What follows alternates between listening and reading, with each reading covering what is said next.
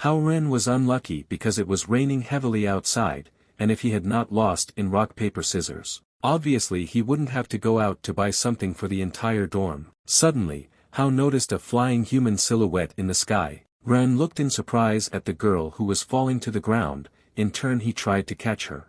A few moments later, she landed directly on Hao, thereby knocking him down. And they fell to the ground and lay on the ground in the pouring rain. Hao and the unknown girl literally merged in a kiss, which both did not expect. At this exciting moment, she opened her eyes and found that Ren was looking at her in the same way, who, being in bewilderment, continued to look at her without stopping. Hao abruptly lost his temper and hurried to ask her forgiveness for this awkward moment. Contorting his face a little, he noticed that he had swallowed something incomprehensible, after which, immediately asked how she feels. Hao caught himself thinking that this girl was quite beautiful. Our hero was staring at her. At this time, she was brought to her feet. Ren continued to watch her. Then, the girl confidently and rather quickly headed towards him. She began to demand that Hao give it back immediately. Our hero, in turn, stated that he did not take anything from her, but rather saved her. The irrepressible girl said that she never wanted him to save her, much less kiss her. She insulted him in every possible way. Ren replied that the kiss was accidental, and therefore one should not blame him for such a thing. She wanted to know if he was telling the truth. Having said that he would investigate, at that moment people around began to pay attention to them, thinking that he forcibly kissed her. Someone passing by noticed that this was some kind of excuse to flirt with a pretty girl. The girl said that it was here, pointing to his stomach. People began to say that she was already touching him. In connection with this, those around them thought that they were a young couple who were just having fun in this way. Hao asked her to stop. The girl kept repeating that he should immediately return it to her, at which time Ren felt a certain change in himself. He was literally twisted from an unknown pain in his stomach, which the girl noticed, who said that he urgently needed to return it, because he could die. Hao nervously waved her away and asked her to finally leave him alone. Our heroine did not know what to do to get the unknown object out of him. She looked thoughtfully at Hao, and noticed that his fingers were turning green, which our hero naturally noticed, not understanding what was happening to him and why his skin began to change color. The crowded people also wondered, not realizing what had suddenly happened to him. Ren demanded that she stop making a scene, as his stomach hurt badly as a result of saving her. At that moment, an unknown beautiful car drove up. People did not understand where it came from. One of the crowd noticed that such a car is worth working even harder, admiring it in every possible way. Unknown people, led by a gray-haired man, got out of the car, who, approaching the girl, bowed to her and said that the gentleman had sent for her, calling her Miss C. Adjusting his glasses, he also asked Hao to follow them, who was surprised in response. At this time, an unknown girl noticed that they were on time, because Ren stole her thing, urging them to deal with him. The guards approached Hao, who understood that nothing good would most likely await him. After some time, Ren and Z were brought to a high-rise building. All the bodyguards bowed before her, welcoming her home.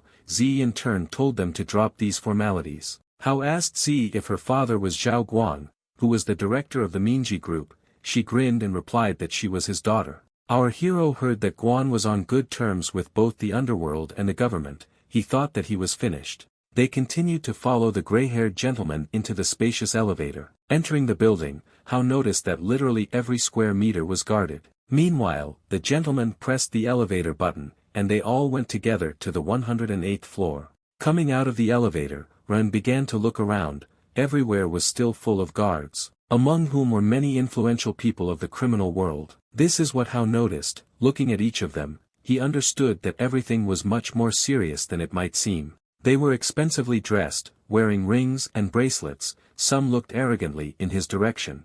Ren hurried to catch up with Z and the gray-haired gentleman, from whom he was a little behind due to his curiosity. Walking through the vast corridors, they headed to Zhao Guang's office, where our hero finally met Z's father, who in turn immediately approached Hao. And with an angry face, he asked if he was the same Hao Ren. The main character literally sweated with excitement, and rather modestly said that he was Hao Ren. Guan looked at him, and after a few seconds asked why he ate his daughter's inner core. Ren responded in surprise that he didn't know how important this item was, which he accidentally swallowed. Father Z looked at Hao and grinned. Our hero did not know how to influence the situation. After which, Guan leaned towards him and, spreading a smile, declared that he was now obliged to marry his daughter.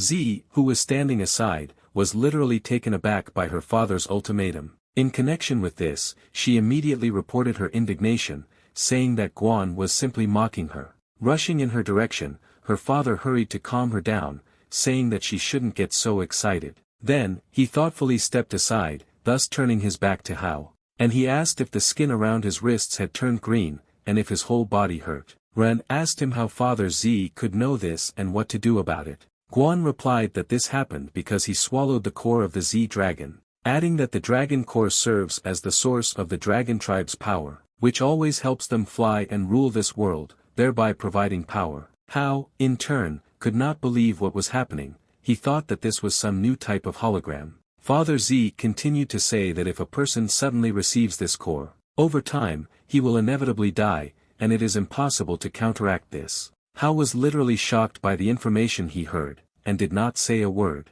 Meanwhile, Zhao Guang asked what he thought about his daughter Z. Ren mumbled under his breath that she was a rather rude and spoiled child, which extremely outraged Su, who in turn literally boiled in a second. Asking why Hao was mumbling, she confidently and angrily walked towards him. Guan held out his hand and did not let her in, urging her to mind her manners, saying that as a dragon, she could not cultivate, and especially after losing the dragon core, Z will not return to her true form, adding that she will die within 5 years. The father literally shed a tear. Hao understood that he did not want to become the cause of death, even for such a spoiled girl. Ren asked if it was possible to remove this core from him and return it to her.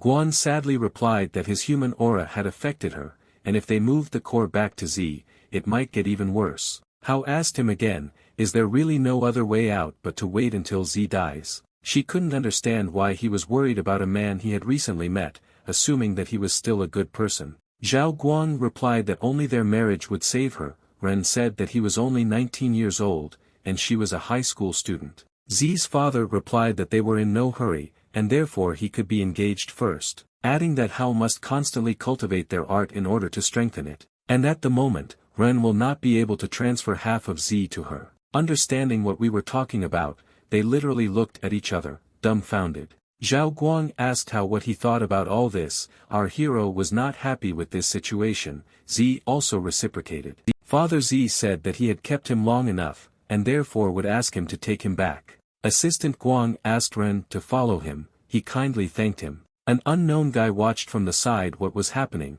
realizing that Hao was Miss Z's future husband, which made him extremely angry. He immediately went after Ren, trying to block his path. Suddenly, Z stood up for Hao, saying that he stopped behaving like that, and got out of the way. The guy literally incinerated our hero with his gaze. Ren, meanwhile, recognized the old man, who earnestly asked Lei Rui not to be so rude to their guest. At this moment, Hao asked the old man if he was the deputy director, Mr. Lu Qing. He replied that it was him. Having added that they would return to the university a little later, they went down the stairs. After some time, they drove him to the indicated place, and Lu Qing began to explain to him, showing a certain notebook, saying that this is their art of concentration of spirit, and if Ren follows the instructions, he will learn. Lei noticed that the person would not understand their art. Qing urged him not to talk to Mr. Hao like that.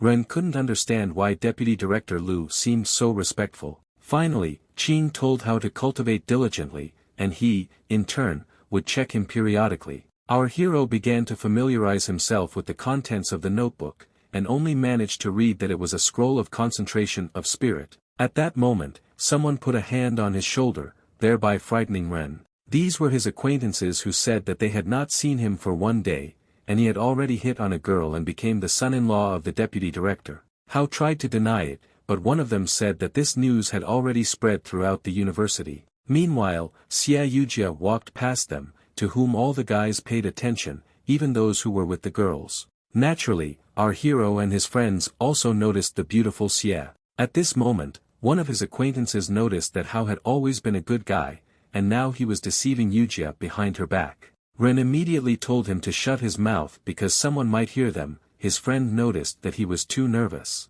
Saying that thanks to them, he now found himself in an awkward position in front of Xia Yujia. Suddenly, their eyes met. Hao literally peered at the beautiful Xia, blushing a little with embarrassment. She, in turn, was also a little embarrassed, and quickened her pace, moving away from them. Ren and the guys looked after her. One of them confidently stated that she clearly liked Hao. A few seconds later, a new message from Xia Yujia arrived on his phone, in which she wondered what happened to him, since she heard that some people took him. Ren, pleased with himself, understood that she was worried about him, and hurried to answer her. That it was just a small misunderstanding and there was no need to worry so much. Xia replied that he had been out of sorts lately, and she invited him to take a walk after the lectures. Hao realized that he had a chance to explain to her what happened that day. After a certain time, our hero went to the university, where the bell for class had already rung.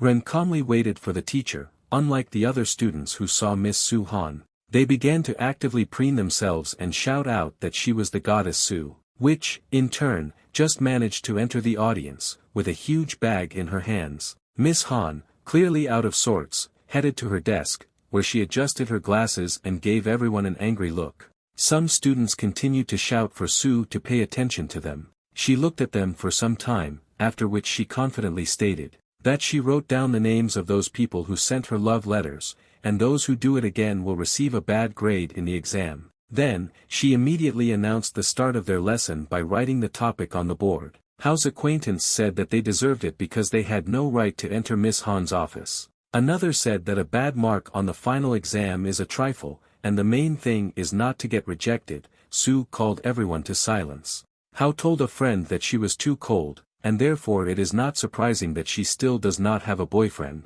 However, Miss Su heard him and replied that his lack of concentration was affecting his homework. Exposed, Ren immediately fell silent, realizing that he could aggravate the situation. Hao took out his phone to text the beautiful Xia, who was a few meters away from him. Our hero invited her to have lunch together after finishing all classes. He watched her reaction. Yujia, in turn, read his letter with admiration. And after a certain time, they left the classroom satisfied and went to have lunch together. But just at this moment, Miss Han called out to Hao, who asked him to come to her office. Friends began to make fun of him, asking when he managed to seduce the goddess Su. And only poor Xia understood that the date would have to be postponed. She sadly looked at him. Ren, meanwhile, went into the teacher's office, and she immediately asked whose side he was on. Hao, not understanding what she was talking about, asked her which side she was talking about. Su suddenly grabbed his hand, and she demanded that he answer her question. Ren was taken aback by surprise and asked what she was doing.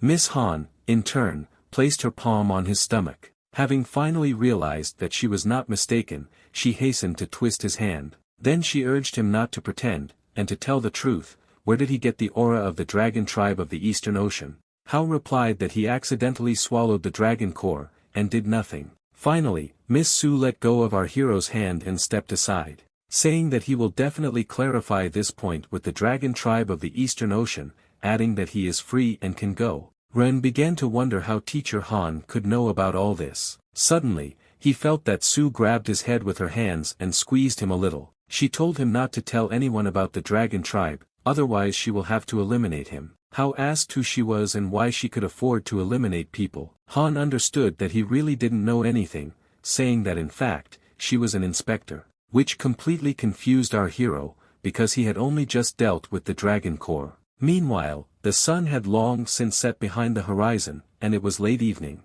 The tortured Hao returned to his home, where only silence awaited him. He again began to study the contents of the notebook that Deputy Director Qing had given him. However, no matter how much Ren cultivated the art all day long, he could not understand anything. A few seconds later, his phone signaled an incoming message. Hao immediately decided to read it, because he thought that it could be Xia, but in fact it was the Dragon King who wrote to him. Zhao Guang asked him to come over for dinner on the weekend, which our hero was clearly not happy about. A few days later, Hao naturally came to dinner at the Dragon King's house, where they were all sitting at the table together. Mrs. Hongyu kindly offered him some refills. Ren politely thanked her and smiled back, trying his best to match them. To his left sat Zi, who literally stuffed herself with food and said that this was her favorite dish. Mrs. Hongyu took away the plate of meat from Guang, saying that he should not eat fatty foods and should take care of himself.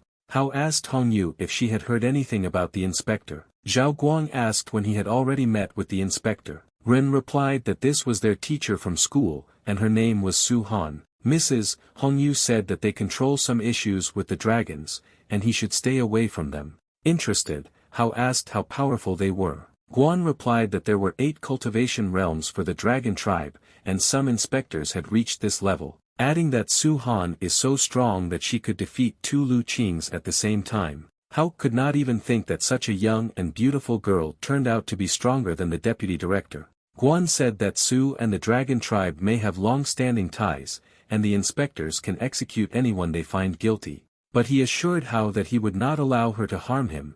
Ren found it suspicious that Zhao cared about him as if he were his own family. Zi's father said that when Hao became the legitimate representative of the dragon tribe, the inspectors would no longer bother him. Hong Yu, in turn, asked how his cultivation was going and whether he could hide his aura.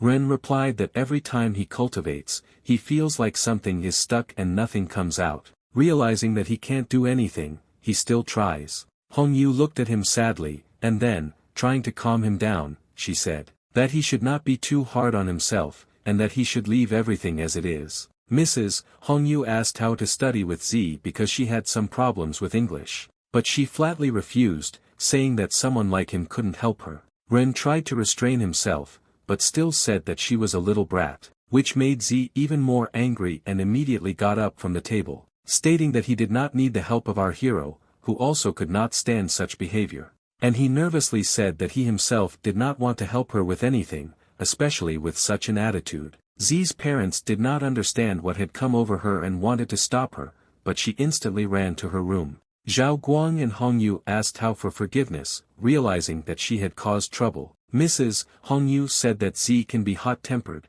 but in fact she has good intentions. Ren agreed with her. They, in turn, escorted him to the exit. Hao said goodbye and thanked them for dinner. He was walking down the street and still couldn't calm down, turning over the current situation in his head, thinking that she has extremely bad intentions, because she behaves like a little devil. Suddenly, after checking his pockets, Hao discovered that his cards and wallet, which were in his right pocket, were missing. Our hero began to nervously examine his pockets again, and realized that they were still missing. Ren rushed back to King Zhao's house, thinking that he had left them there. Running to the corner of their house, he found that they were still standing at the door, and Mrs. Hong Yu was asking Guang about Hao. Our hero realized that they were talking about him. Father Z said that it was better to listen to their daughter. Hong Yu stated that it was necessary to tell Ren about the time limit for cultivating it, because Z might not survive. Hao understood that he had too little time to study cultivation. Guan said that Ren is a kind person,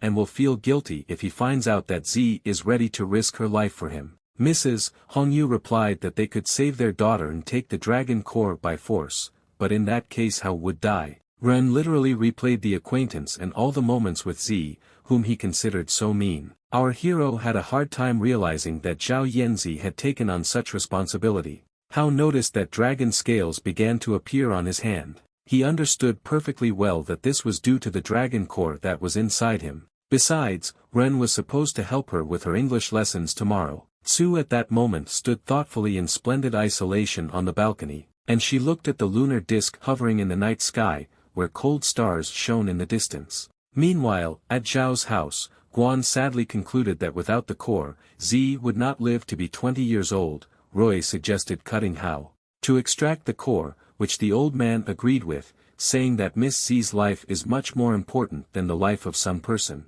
Lei said that he would throw his body into the ocean, and no one would suspect anything or find him. At that moment, an angry Tsu burst in and said that she would not allow him to do this. Roy replied that there was no other way to guarantee her survival. Yanzi stated that Ren was not guilty of anything, and there was no need to touch him. In addition, she will not be able to exist normally, knowing that in order to save her, Hao was deprived of his life. Which, surprisingly, made her father Guan laugh, who hurried to approach her. And trying in every possible way to calm Tsu, he said that he had one idea. She cried into her pillow and said that she didn't want to kill him, but she also wouldn't marry him. After some time, Hao knocked on her room and said that he had come to help her with her homework. Tsu opened the door a little and asked what he was doing here. Ren replied to teach her English, and if she didn't open the door, he would tell Mrs. Hong Yu. She replied that she would not open it to him. Hao hurried to go to Hong Yu to tell him everything. Tsu, in turn, opened the door and said that he could do this to her.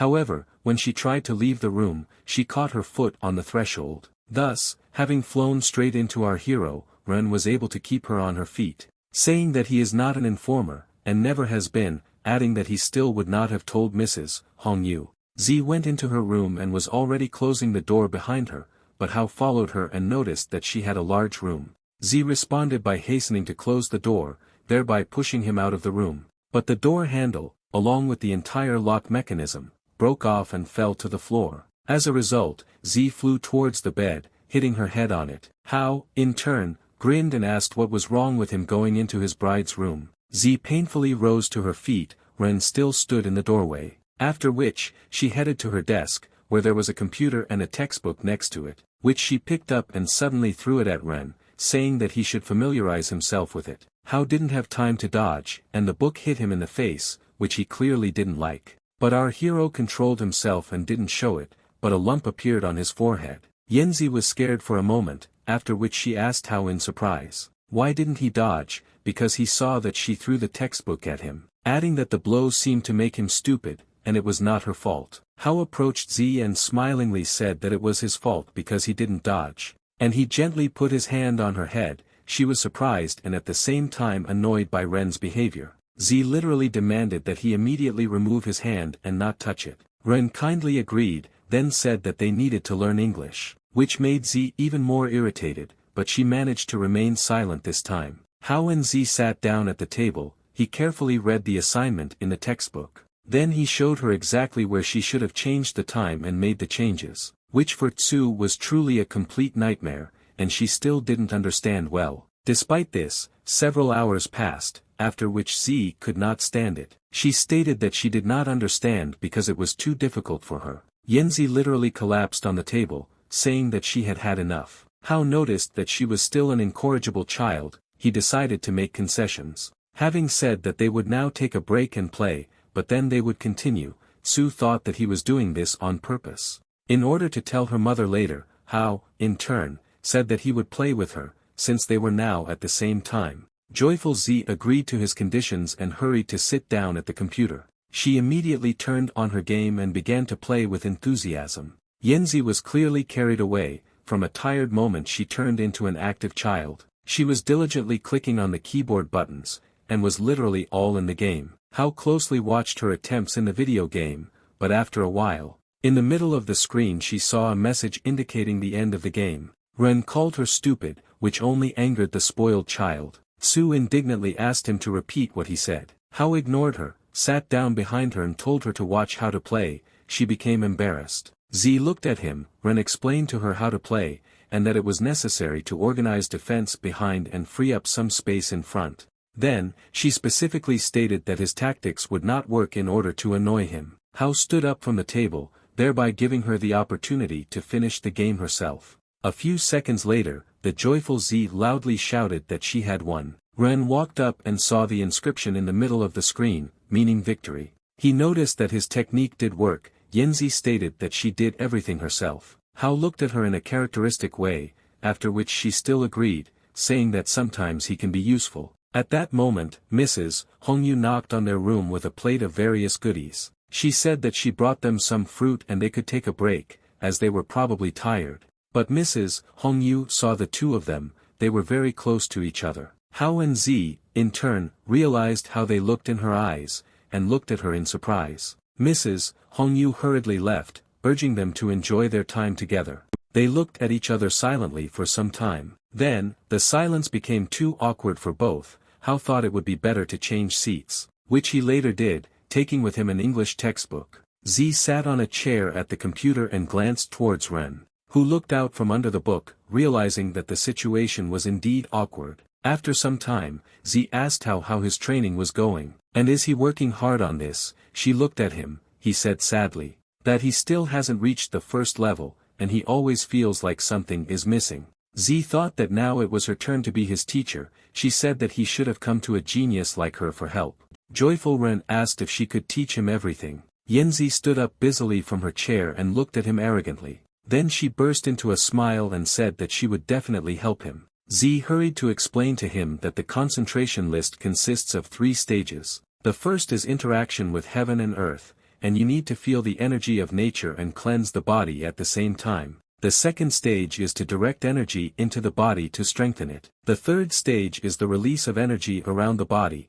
and only after this, Hao will be able to develop more advanced techniques. He understood perfectly well that these three stages are interconnected, and none of them should be missed under any circumstances. Su added that all elements strengthen each other: fire strengthens earth, earth strengthens metal, metal strengthens water, water strengthens trees, and trees strengthen fire, and water is extreme softness, concentration of spirit is the cultivation of water. Therefore, the key is the balance of softness and hardness, and to contain the hardness, you need to use softness. Z encouraged him to try. Hao sat down in the middle of the room in the lotus position and closed his eyes. He imagined a drop of water forming between his palms and tried to use the softness to hold back the hardness. What must be admitted is that he did a pretty good job. A drop of water fell into the depths of the water. In the form of a small molecule, it seemed to freeze in water after some time. The drop seemed to plunge into Ren's consciousness, thereby awakening peace in him. Suddenly he opened his eyes, which had blue drops in them, and discovered that he was in water at an unknown depth. Hao seemed to be sinking, and could not do anything about it. Moreover, he felt that this was how it should be. Ren could not understand what space he was in, but he still felt peace. It was as if merging with the energy flow, and only calmness came in waves. The unknown did not frighten him, rather, on the contrary, Hao himself was drawn to it. The energy literally emanated from him. At a certain moment, he felt his body sweat, and the state of peace began to leave him. Ren suddenly opened his eyes and began to look around. He realized that he was in Su's room, and the condition had finally gone away. She said that Hao had made a breakthrough in cultivation, and this was all supposedly thanks to her excellent teaching. Ren played along with her, saying that of course this was her merit. After all, she was a princess after all. Satisfied, Z said that this was the end of their first lesson, and hurried him out of her room. Hao kindly agreed and said that he would help her with English the next day, after which, he left her room and headed to the exit, where he said goodbye to Guan and Hongyu. Being in a good mood, Hao slowly left the domain of the Dragon King. From the balcony Tsu shouted to him to continue to develop in the way she taught him, because with her core he will succeed. Hao, smiling in response, turned around and showed her his thumb, hinting that he understood everything. The next day, Ren went to the university, where he sat down at his desk and began to read the art of cultivation. Everyone around was whispering and looking at him. Hao did not think that he would become the object of attention. He didn't understand what was happening, why everyone was acting so strangely and looking at him. Meanwhile, Xia Yujia wrote to him, suggesting that he go for a walk after class. He made a counter-proposal to go to dinner. Xia naturally agreed. Hao thought that this time he would definitely tell her everything. A certain female voice told him that he was extremely popular lately, and he turned around and saw Yujia. Ren replied that this was just gossip, which there was no reason to trust. Xia smiled innocently in response and began to straighten her hair. Then she nervously touched her earrings. It was noticeable how shy she was. Hao, in turn, noticed that he had not noticed before how interested she became in gossip. Yujia said that she was not at all interested in various rumors, and she just wanted to ask about the walk they agreed on. Xia realized that it sounded like she was asking Hao out on a date. Last time, Miss Su interrupted his plan, so Ren didn't have time to tell Yujia everything. Therefore, he really wanted to do it quickly, and decided that today was the day. Ren immediately rose from his desk and stood opposite Xia. Hao asked her if they might still go to dinner tonight, and Yujia naturally agreed. They met after school, as agreed, in one of the city's establishments. Hao and Xia sat at the table and ate dinner, regularly glancing at each other. Yujia was beautiful as always. She was still thinking about how to start a conversation. And after a few seconds, Xia asked Ren who came to pick him up in the limousine. He, in turn, hastened to answer, saying that he got a part-time job as a tutor, and it was a client's limousine. Yujia's hand holding the chopsticks began to tremble, as if something was bothering her. She then asked if the cute girl was his student who came to the college to find Hao. Ren replied that it was exactly she, assuring her that he was just teaching her English. Yujia sadly noted that she was quite cute. Apparently Xia was jealous of him for her. Hao was extremely surprised that the conversation suddenly turned to Z, and she seemed nice to Yujia. Quickly changing the topic, Xia asked him why Miss Su called him to her office. Our hero replied that she scolded him for his bad behavior at the lecture, and urged Yujia not to listen to the chatter of Zhao Jiayang and the others. Meanwhile, it was already late evening, a light breeze rose. While spending time together, they did not think about how much time had passed. Yujia asked Hao if it was a joke when his friends talked about his feelings. Ren thought that it had finally happened, and he would tell her everything. They began to remember. That day, his friends decided to help Hao express his love for Xie, and if she agreed, then the entire dinner at the dorm would be his, saying that he should not miss such a chance, because all the guys are running in droves for Yujia. A friend grabbed him from behind so that Ren could not get out. He claimed that there was nothing between him and Xie. Another one looked out from behind the column and said that Yujia was here, urging them to be quiet so that she would not see them. She calmly walked along the corridor. Suddenly Hao's friend ran out from behind a column. He greeted her kindly. Ren was still against their idea, and tried to get out. Meanwhile, a friend said that Hao had liked her for a long time, and therefore he wanted to become her boyfriend. After which, he immediately handed her an envelope, which was supposedly from Ren. Xie became embarrassed in response. And naturally she took it. She smiled in anticipation. Yujia leaned the envelope against herself and began to think about what he could write to her.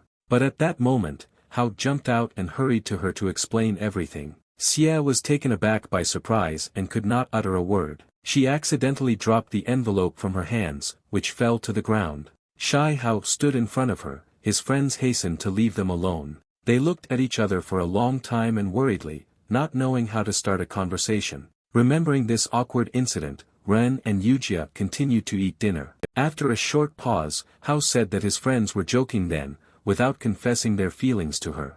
Xie sadly said that everything is fine, because they always like to joke. She asked if he wanted to tell her anything else. Of course Yujia was depressed. Hao didn't know what to answer. Xie decided to ask him herself, asking about his feelings for her. She nervously twirled her hair waiting for an answer. Ren was clearly nervous and didn't know what to do. He began to look away. At this moment, Yujia laughed, saying that she was teasing him, suggesting that because of Hao's innocence, strange people bother him. Our hero scratched his head and asked what strange people were bothering him and who she was talking about. Meanwhile, they were being watched by Lei Rui, who was literally hovering in the air. And he looked at their not entirely friendly relationship from above. Rui couldn't believe his eyes and continued to watch what was happening. They had a nice conversation, but Lei became even more furious. He couldn't understand how this brat dared to see another girl when he was already engaged to Miss C. At this time, Hao said goodbye to Yujia, and urged her to be extremely careful. Xie smiled back and waved her hand at him and said goodbye to him. Satisfied with himself, Hao looked after her with a pleasant feeling. Ren noticed that Yujia was much nicer and sweeter than that little devil. Rui slowly flew up behind Hao, saying that he had no idea about such a beauty. Adding that he was just judging by his appearance. Ren was surprised by Lei's appearance, who was clearly negative towards Hao. Rui asked if this girl knew that Hao was engaged. Ren hurried to explain everything to him. Saying that this was not at all what he could have thought, Lei replied that he would teach him a lesson for such an act. The embittered Rui, in turn, slowly sank to the ground. Hao noticed that when he landed, the asphalt literally broke under his feet. The next second, Lei launched a lightning strike, catching Ren, who didn't have time to understand anything, and just stood there in a stupor. Rui said that he had no right to call Miss Z by name. After which, the surprised Hao slowly turned towards Lei, noticing that it was quite fast. He asked Rui if this was the magical art of the dragon tribe. Lei, in turn, without answering, began to deliver his strongest blows, from which Ren had difficulty fighting off. Rui noticed that he did not need any arts to cope with him. Then, grinning and looking at him arrogantly, he again rushed towards Hao. Ren didn't know how to resist Lei's power, but he had no intention of retreating back. Meanwhile, the self-confident Jue was unstoppable, and he was already very close to our hero, which, in turn, tried to block Lei's powerful blows. Hao endured the fight very painfully, because he was well aware that Rui was stronger than him. He inevitably began to miss blows from Lei, who literally dealt with him with a smile. Rui attacked the weak Ren again and again. For him it was like entertainment. Hao understood that he could not cope with him and restrain his power. Lei knocked him to the asphalt with another blow and continued to beat him. Besides the fact that he was too strong, Rui was also very fast. Hao did not have time to dodge. Ren was lying on the ground, smiling Lei said that he was just a weakling. To cope with this, you only need combat skills. Rui slowly lifted Hao, whom he had beaten, off the ground and began to smile in his eyes, saying that people are like insects to dragons, and they can crush them at any time. Ren understood that if this continued, Lei would kill him. He began to use the power that Z taught him. He understood that this was his only chance,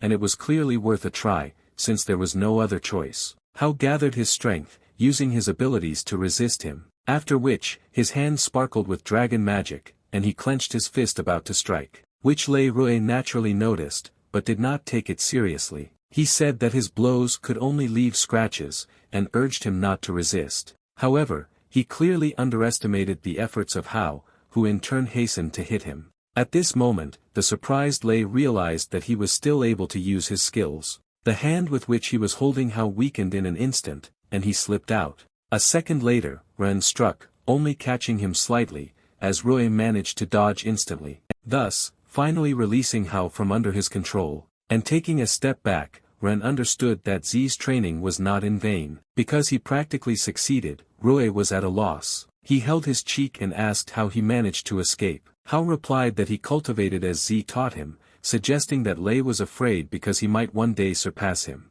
But Rui urged him not to be arrogant, because he was only at the first level, and he hurried to fly away, saying that Hao would never be able to master the art of concentration of spirit. Ren immediately went home, and the next day he went to the Dragon King's house, where Mrs. Hongyu began to ask him about what happened to him. He replied that he fell and hit himself. Z said that she knew how difficult it would be for him to cultivate, but she didn't imagine how difficult it would be. Mrs. Hongyu urged her to calm down. Hao noticed that it was Z's fault. Then, Hongyu invited our hero to go with them to the famous Green Stone Mountain this weekend. He kindly agreed, but was surprised why suddenly Yanzi was not against it, who said that it was not she who invited him, and there was no point in looking at her like that. A few days later, the weekend came, and they all went to the Green Stone Mountain together. Hao sincerely admired the beauties on the mountain of green stone.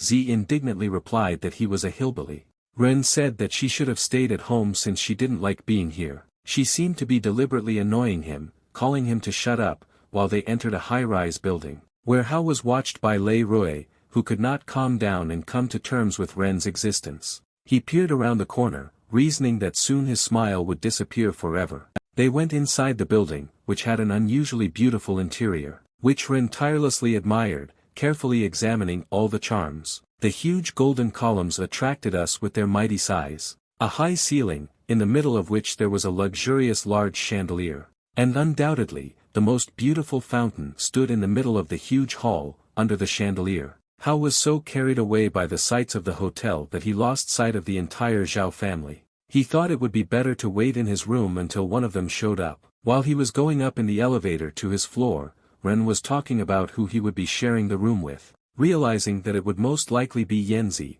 he looked at his room card. But in his head he already began to imagine how Z was waiting for him in his room. Where he was going now made him feel awkward at the moment, since he didn't really want to spend the night with her. Hao was afraid to go into the room and see her, realizing that then the vacation would turn into something terrible. He slowly walked towards the door to his room, comparing the card number with the room number. Ren realized that he had come to the right place, and collected his thoughts for a few seconds, after which, he opened the door with the card and saw in front of him what seemed to him to be a female silhouette. Hao slowly and fearfully crossed the threshold of the room, as he suddenly discovered that it was actually Zhao Guang who hurried him to take a shower and get ready quickly. Ren exhaled with relief and hurried to go into the bathroom. After some time, Hao and Yanzi climbed the mountain. She was extremely indignant that she went with Ren, which she asked him about. He replied that her parents insisted on this. Z told him to stay away from her, and Hao, in turn,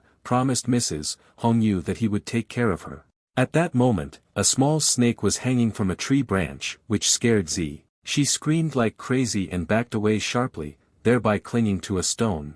Z flew back straight into the hands of Hao, who, holding her, urged her to be more careful and vigilant, adding that this snake is not poisonous at all, and there are plenty of them here, so there is nothing to be afraid of. Z quickly escaped from his embrace and moved away from him. Then, she confidently stated that she was not afraid at all, snakes were just disgusting. Hao replied that he, like her, is afraid of snakes, and that's normal. After which, he asked if they could continue to climb the mountain together. Z said nothing in response. Offended, Ren took her hand and dragged her along, realizing that she is still just a child who sometimes behaves unpredictably. After a certain amount of time, they finally climbed to the top of the mountain. Out of breath, Su noted with relief that they had finally arrived. From here an unusually beautiful landscape opened up, which Hao and Yanzi admired with pleasure. On the mountain itself, there were also buildings and various structures, which they hurried to get acquainted with. Z said that this is the Temple of Heavenly Unity,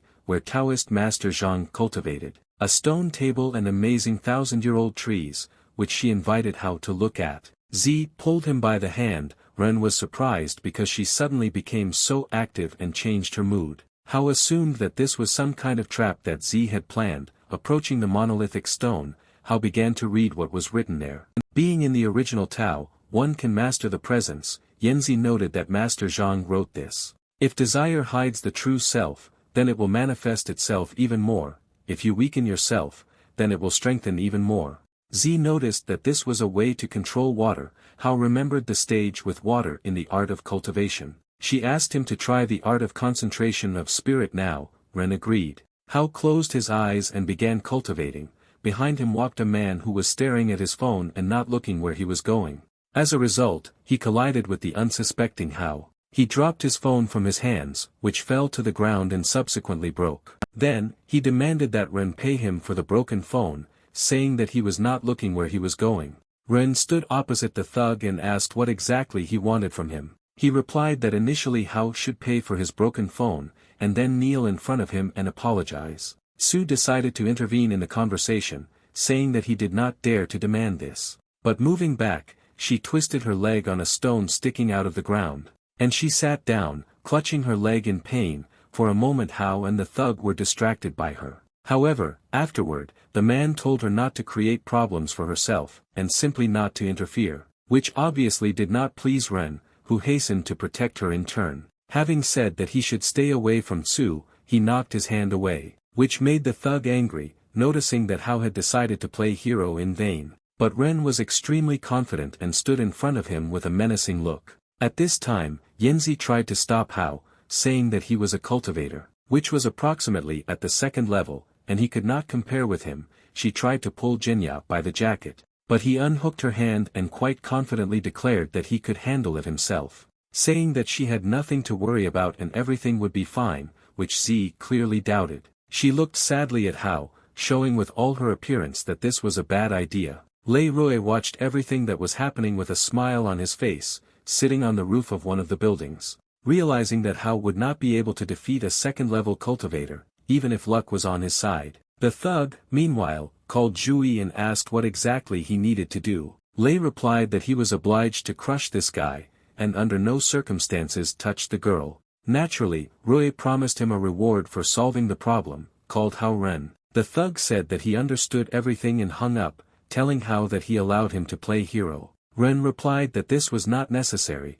and he could enjoy the advantage by inviting the thug to catch up with him. And he began to run away from him. The big guy said that he was an extremely self-confident brat, adding that even if he now kneels and begs for mercy, it will not help him. The brute took off from the ground, jumped ahead of him, which Hao noticed, and stopped. Thus, he flew past Ren and landed on the ground. Noticing that he runs quite fast, but this will not help him in any way. Hao understood that the thug was stronger than him, and fighting one-on-one he clearly would not defeat him. Besides, Su's leg was injured. But he cannot escape, because he will not leave Yanzi in trouble. He carefully examined the column of dust, looking for the big guy, which soon showed up, running out of the dusty fog. Hao got ready. The angry thug rushed towards Ren, saying that he would now get what he deserves. However, he was too slow, and our hero easily dodged his blow. And the big guy literally flew into the building, which collapsed as a result, which made Ren shocked, realizing that he could destroy such a large building with just one blow. But the advantage in speed and agility was definitely on Hao's side. The huge bull came out unharmed from the structure he had broken. He urged Ren to stop running from him and dodging, and to go out into battle like a real man. Hao egged him on in every possible way, saying that the building could not move, unlike him, which he succeeded in doing, since the big man was influenced by his provocation, and again tried to hit Ren, who again dodged. The embittered thug began to wave his arms again, hoping to overtake the agile Hao. But it was all in vain, he wasted his energy uselessly, never getting hit. While he was catching his breath, Ren was thinking about a plan for further action. Because he still needed to be defeated in some way, suddenly a thought came to him, the implementation of which he immediately began, running away from him again. Hao invited the big man to catch him. Our hero ran around the evil thug, which put him into a stupor. He asked why Ren started running in circles, thinking that he had gone crazy. Hao ignored him in every possible way and continued to circle around the big guy. At a certain moment, there was too much dust, and the big man began to say that he could not see anything. Ren, in turn, advised him to knock him down with his strongest blow. The self-confident thug said that he would definitely do so, especially since he himself asked him about it. He immediately rushed into the column of dust, intending to knock Hao down. Ren, in turn, prepared to meet an extremely stupid bully, who was already halfway towards him, and hoped for his quick victory, since he underestimated Hao. He literally flew into a smog of dust, not suspecting what awaited him there. Ren immediately stuck out his leg, and the thug successfully stumbled over it. Thus, turning Hao around, he hurried to use his abilities, which C taught him. Ren maintained a balance of softness and hardness in order to use the method of controlling water.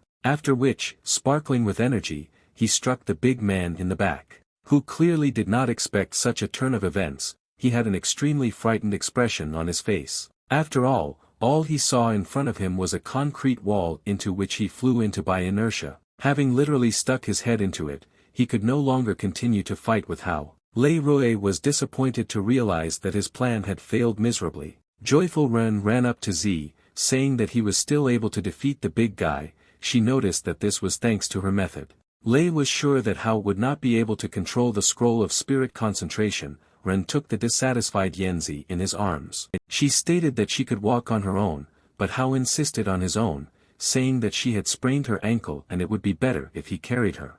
No matter how disgusting Z was, she could not remain indifferent to his concern for her. Hao continued to drag her on his back. She noticed that he was too weak, because he had not yet reached the second level, adding that she spent time taking him to the mountain of green stone. Suddenly Hao stopped and asked Z if she was the one who suggested this trip. She immediately asked him to forget about what she told him. Ren smiled sweetly at her in response. The next day, Hao went to the stadium to run. To keep in shape, Yujia watched him from the side. Ren often ran at the stadium to stay in shape, and today was no exception. Xia liked to watch him run, because in this way she was close to him. After a while, he completed his training, and Yujia also left. Walking through the streets of the city, he continued to study the concentration of the spirit, where the next stage was to cleanse his mind. It was necessary to close your eyes and breathe with a pure mind. The air passing through the sky awakens the earth. You need to inhale and hold your breath. At that moment he ran into someone,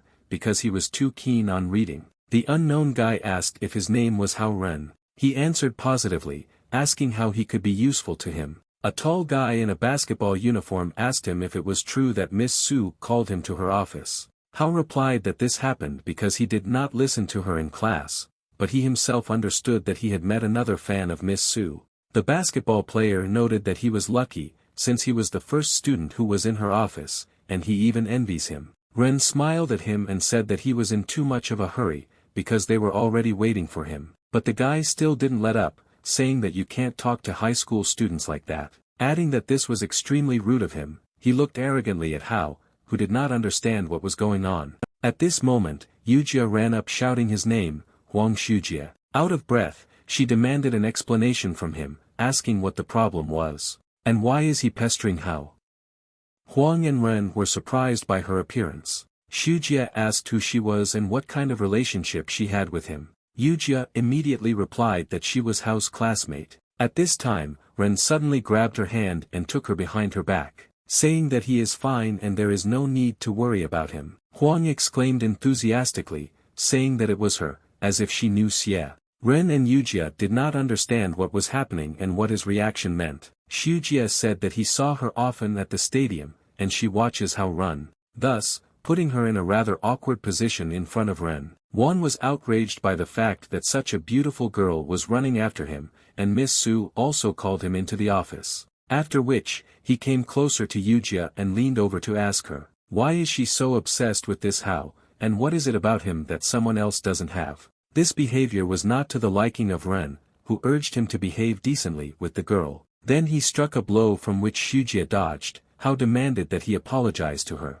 Wan, smiling, asked him if Ren really wanted him to apologize. He offered him a competitive moment, and if Hao wins, he will apologize to Yujia. Ren clarified what exactly it was necessary to compete with him. Xie began to understand that this was not good. Huan said that sports day is coming soon, and he is participating in a race of 1,500 meters, and if Hao wins, he will apologize to them in front of the entire campus, but if he loses, he will lick his shoes in front of everyone. Ren, without hesitation, decided to agree to his conditions, which made Xia literally horrified. High school student Yujia hurried away, saying that they would soon meet on the field. Yujia asked him why he agreed to this. Hao replied that he did not see a problem with it, asking her if he was really that strong. Xie replied that this Yujia was the vice captain and ace of their school's basketball team, and it would be difficult for Ren to defeat him. Hao, in turn, stood his ground, saying that he must force Wan to apologize to her. Xie replied that she absolutely doesn't care who says what about her. Ren decided to ask her if it was true that she regularly watches him run at the stadium. She replied that it was just a coincidence and she was just passing by when she saw him. Hao understood that in fact this was not true, and she most likely really was watching him. Yujia decided to confess something to him. She called out to Hao, and he in turn turned to her. Looking into her eyes, he looked forward to what Xie was going to tell him. She shyly said that she really enjoyed watching him run. After a certain time, sports day arrived. Wan's name was shouted from the stands. Yujia took the baton and overtook all his rivals at lightning speed. The female half of the stands literally went crazy for Wan, shouting his name. Ultimately, Yujia predictably won the race, arriving first at the finish line. Yujia noticed that he was indeed very fast, and he had amazing strength, which was characteristic of the ace of the basketball team. Hao added that he is tall, handsome and rich, on top of everything else. Xie smiled and asked Ren if he was jealous of Yujia. Hao looked up from the warm-up and asked who she was going to root for in this race.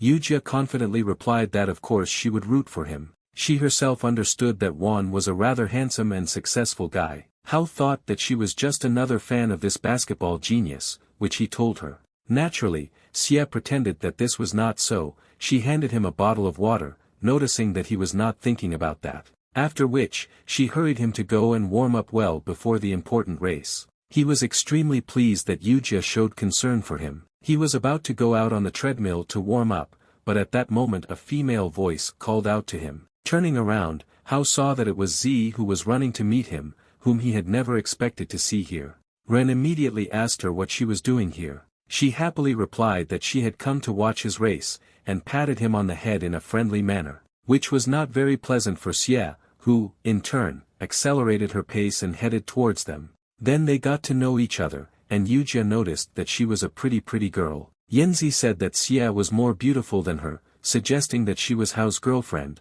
which is what Yujia asked. Xie, in turn, replied that she was just his classmate. Yanzi said that she saw Yujia handing a bottle of water to Hao Ren. Xie immediately replied that she was a prefect and therefore had to take care of her classmates. Hao felt out of place, realizing that Z was still a little devil, and one could expect anything from her. Ren literally felt a sense of unease. The girls continued to communicate sweetly with each other. They exchanged compliments. Z said that she was very kind. Xie said that she and Hao must be very close. Then, Yanzi came closer to Yujia. Ren realized that she was already planning something not very good. Z literally whispered to Xie that in fact Hao had one little secret. Yujia was extremely interested in learning his secret, because in this way she could become even closer to Ren. Hao began to sweat and began to listen to what Z was telling her. It was as if she was deliberately playing on his nerves, and saw his reaction. Xie was excited and eagerly wanted to know his deepest secret. Little Imp Z still said that Hao was actually engaged, which made Yujia simply shocked and couldn't believe it. Ren was beside himself and hastened to refute the information about the engagement, telling her not to listen to her nonsense. But Z didn't stop there and decided to prolong the pleasure. She said with a smile on her face that Hao's bride was quite difficult. Yujia still couldn't get used to the idea that he had another girl. At this moment, the loudspeaker announced the start of the 1,500-meter race, and asked the participants to get ready. Nervous Hao said that he had to go. Pleased with herself, Z wished him good luck. Extremely upset, Xia looked at him sadly and told him to go get ready for the race. A few seconds later, the start of the men's race of 1,500 meters was announced. Wan, in turn, immediately took the lead, while Hao remained behind several participants. The girls in the stands began to actively support the basketball player. One of them said that she heard him argue with a certain Hao. The other confidently stated that this Ren would never defeat Shujie. Meanwhile, Hao slowly but surely ran along the treadmill, knowing full well that he would have to work hard to overtake Wan, whom he saw in front of him. Literally after a while, Ren went to overtake one of the participants. Yujia and Z watched the competition closely, amidst the screaming girls, who were still shouting his name. Yanzi said that Hao would not lose, and he should just wait a little. Ren decided to overtake the others from the outside lane because he needed the victory. In connection with this, he significantly increased his speed and began to bypass one after another. The loudspeaker said that Hao was really strong, and he moved from 5th place to 2nd. Joyful Xia shouted that Ren was already in 2nd place, and approached Shujie. Z also smiled but refrained from commenting, simply watching what was happening. Hao managed to significantly reduce the distance between him and Huang. Shujie, in turn, turned around for a second and saw Ren trying his best. At the same moment, the ace from the basketball team accelerated even more. As they said over the loudspeaker, Zook understood that he needed to maximize the distance from Hao. The race was already coming to an end, and literally the last turn before the finish remained. Friends began to more actively support Ren. Hao realized that Wan was very fast, and there was very little time left, and he needed to increase his speed. Shujie turned around and smilingly told Ren that he had better think about how he would lick his shoes.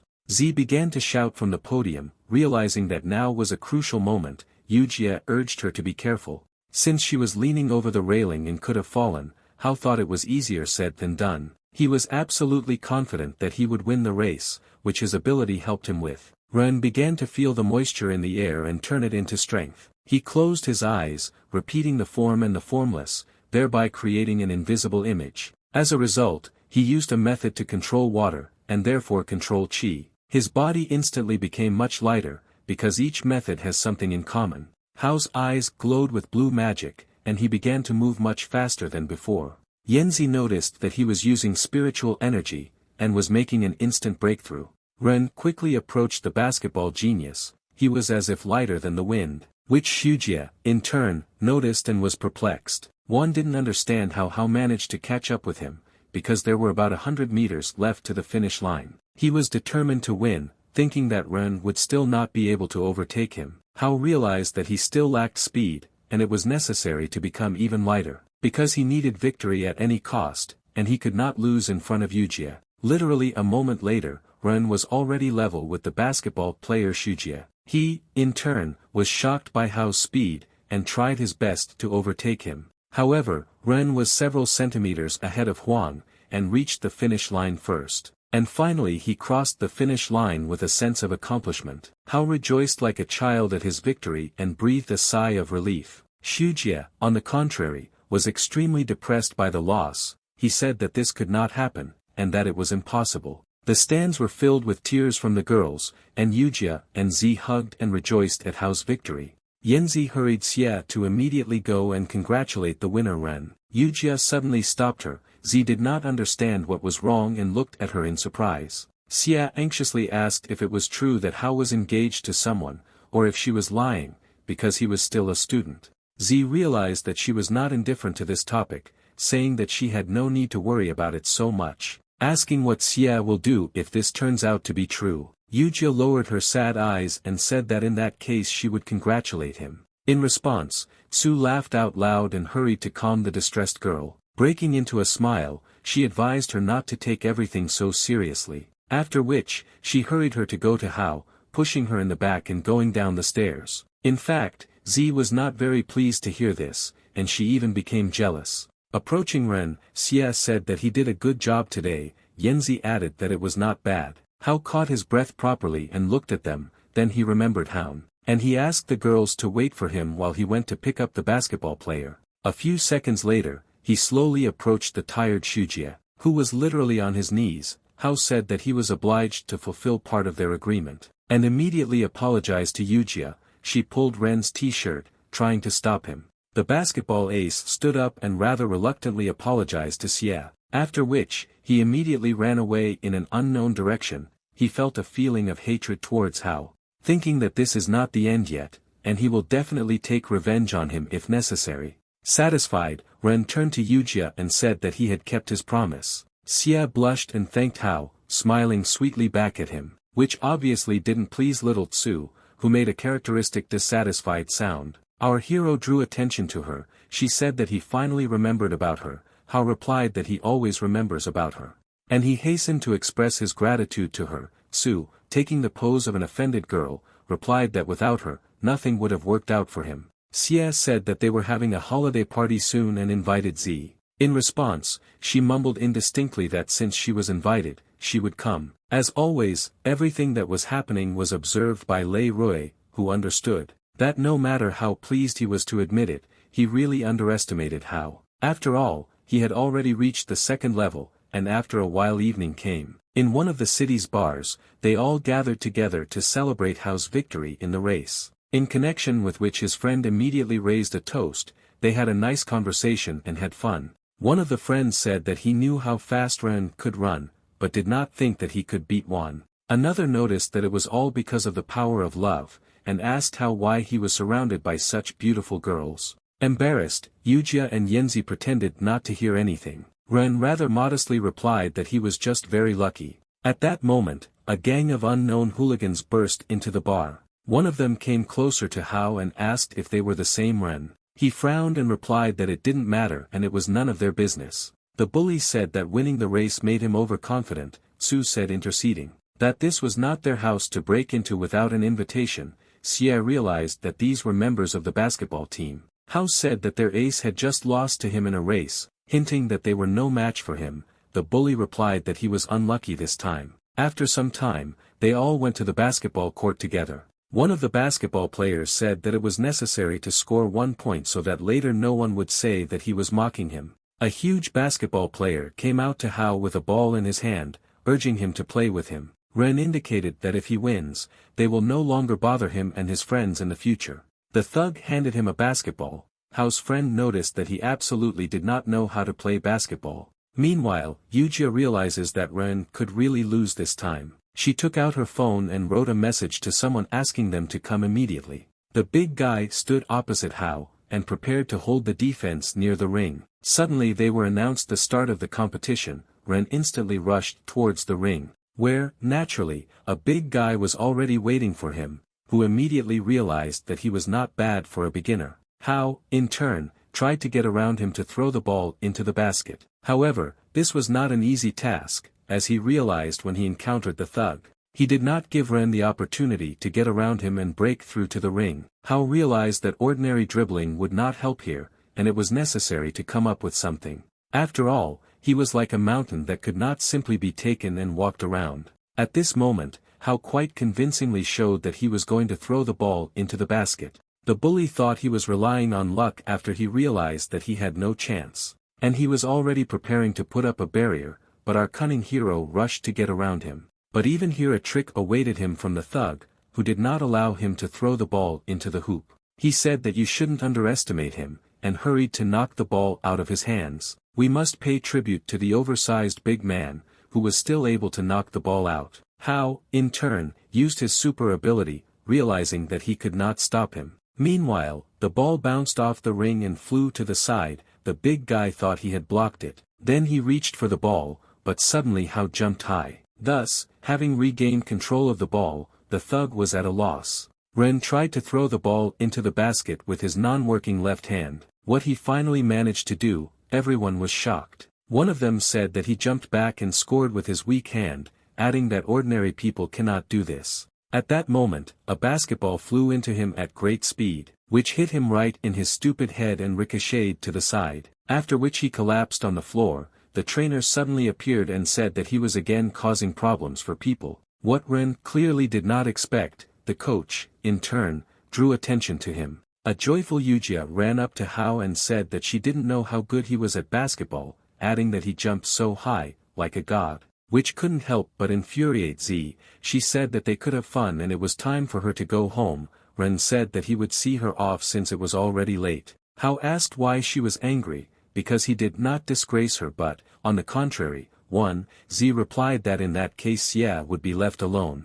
Ren said that he and Yujia were just friends, and nothing more. I asked Su if she was jealous for an hour, to which her reaction was not long in coming. She seemed to have frantically attacked him with her fists, saying that he was talking some kind of nonsense, and she was not jealous of him at all. The next day at school, in Miss Su's office, where she called Hao again, Ren didn't understand what was happening and why she called him again. Han at that moment placed her palm on his stomach and said that he had reached the second level. Noticing that this was a pretty good result for him, then she seemed to generate something. It was shining red in her hand. Miss Su said that she would give him this necklace, which has a special property and it will help him hide his aura. Hao immediately put it on his neck, feeling an incomprehensible feeling. Ren sparkled with magic. Su explained that this amulet absorbs his excess energy, allowing it to move into his body, adding that it will work for 1 month, and during this period Hao must reach the 3rd level. Other inspectors see him. They will interrogate him,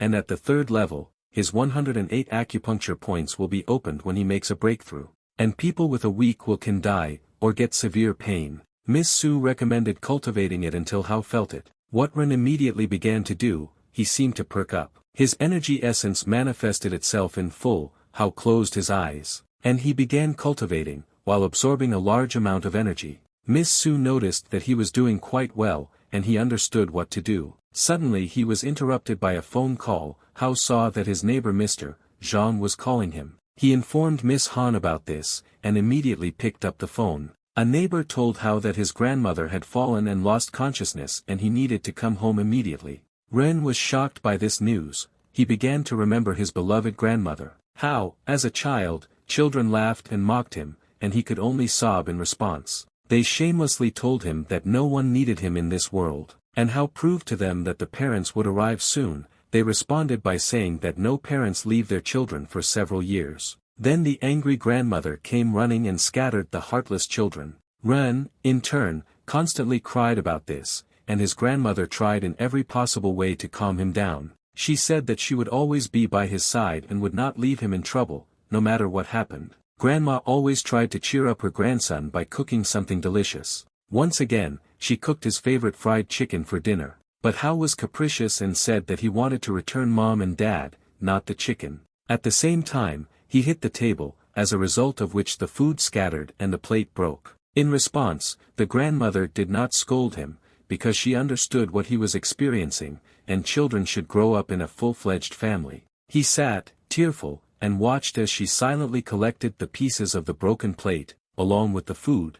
The grandmother, in turn, tried to calm Hao down, saying that his parents would definitely return. Ren calmed down for a moment and asked if they were really coming to him. In response, the grandmother angrily said that she would beat them if they did not return home. Hao again fell into despair and sobbed even more, because he really wanted to at least see them. He ran into the arms of his grandmother, who repeated that she would always be with him, even if they didn't come. These sad memories made Ren feel a sudden tremor. He literally vomited blood at this moment. Miss Su was worried. She said mood swings shouldn't happen so quickly. Hao covered himself with his hand through which blood was oozing, and replied that he was obliged to save his grandmother. Ren immediately called an ambulance to his home address, which was already on the way, but due to a traffic jam on the bridge, could not get there. The ambulance driver called Hao and said that due to the accident on the bridge, he would only be able to get to him in an hour until the road was cleared. Enraged, Ren thought that problems seemed to fall on him one after another on purpose.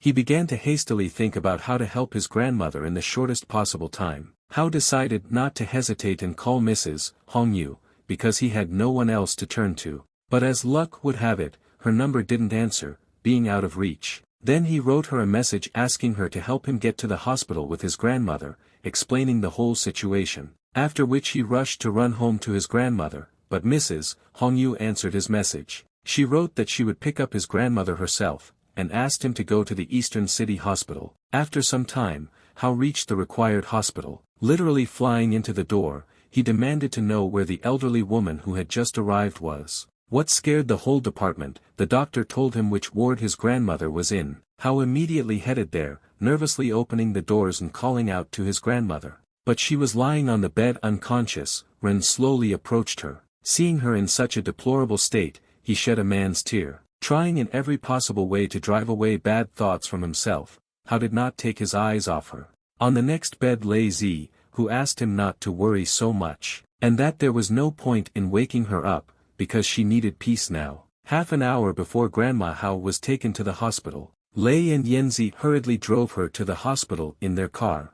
Z said that she seemed to have hit her head when she fell, since blood was flowing from her forehead, and they might not have time to bring her alive. Z began to use her abilities to help her. She brought her hand, shrouded in magic, to her grandmother's head.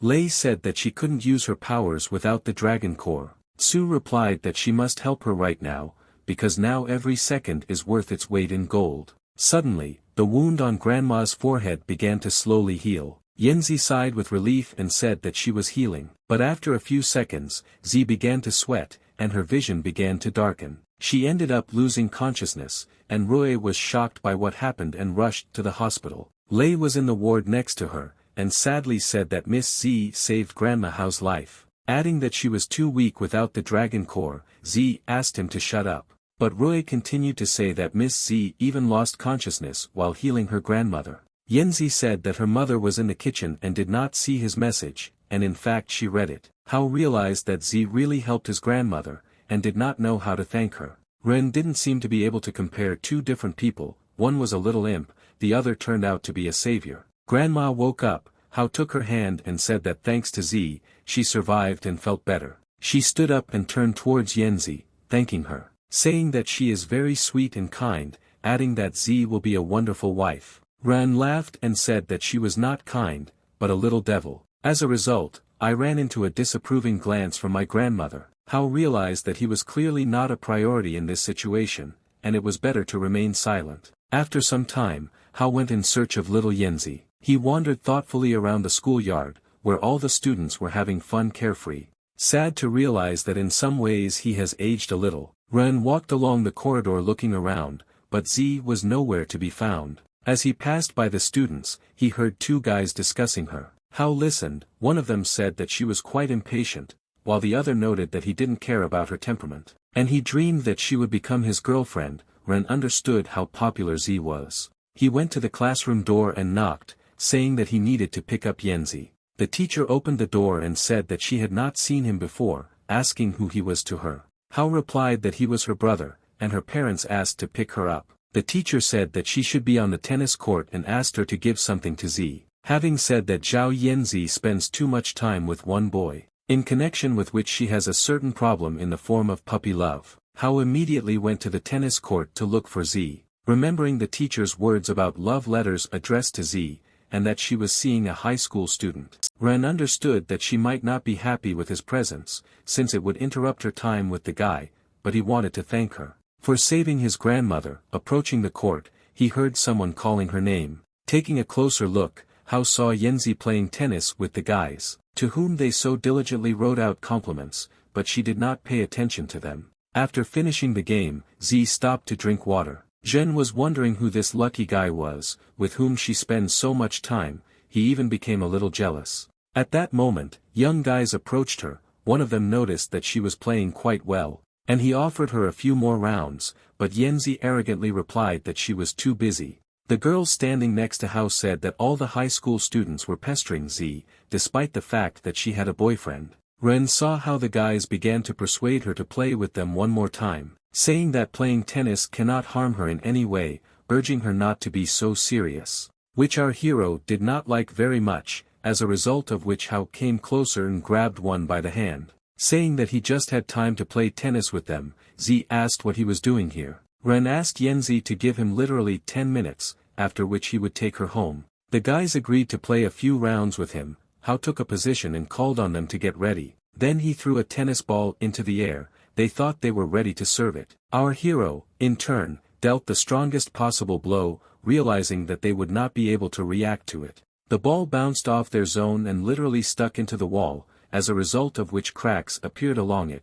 The guys were shocked by its strength. They said that he was just making fun of the weak and that it was dishonest. Hao replied that in this case, they should admit defeat and never pester Z again. Then he walked towards her smilingly and offered to take her home. She told him not to become arrogant, just because he helped her. Hao replied that he was just passing by, and decided to help her get rid of the pesters. As soon as he teased the already angry Yanzi, she began to throw herself at him, saying that she had a desire to take him to the Dragon Palace, but at the moment she changed her mind. Ren chased after her asking to show him this palace. Z ran away from him smiling. After a certain time, Yanzi naturally took him to the famous palace, where it was really very beautiful. She led him along the road along which stood knights in golden armor. One of them greeted Z, addressing her, "Your Majesty," which made Hao at a loss, but he understood that she was still the daughter of the Dragon King. Suddenly, a large, creepy flower stood in front of him, opening its petals like a mouth. Ren was naturally frightened.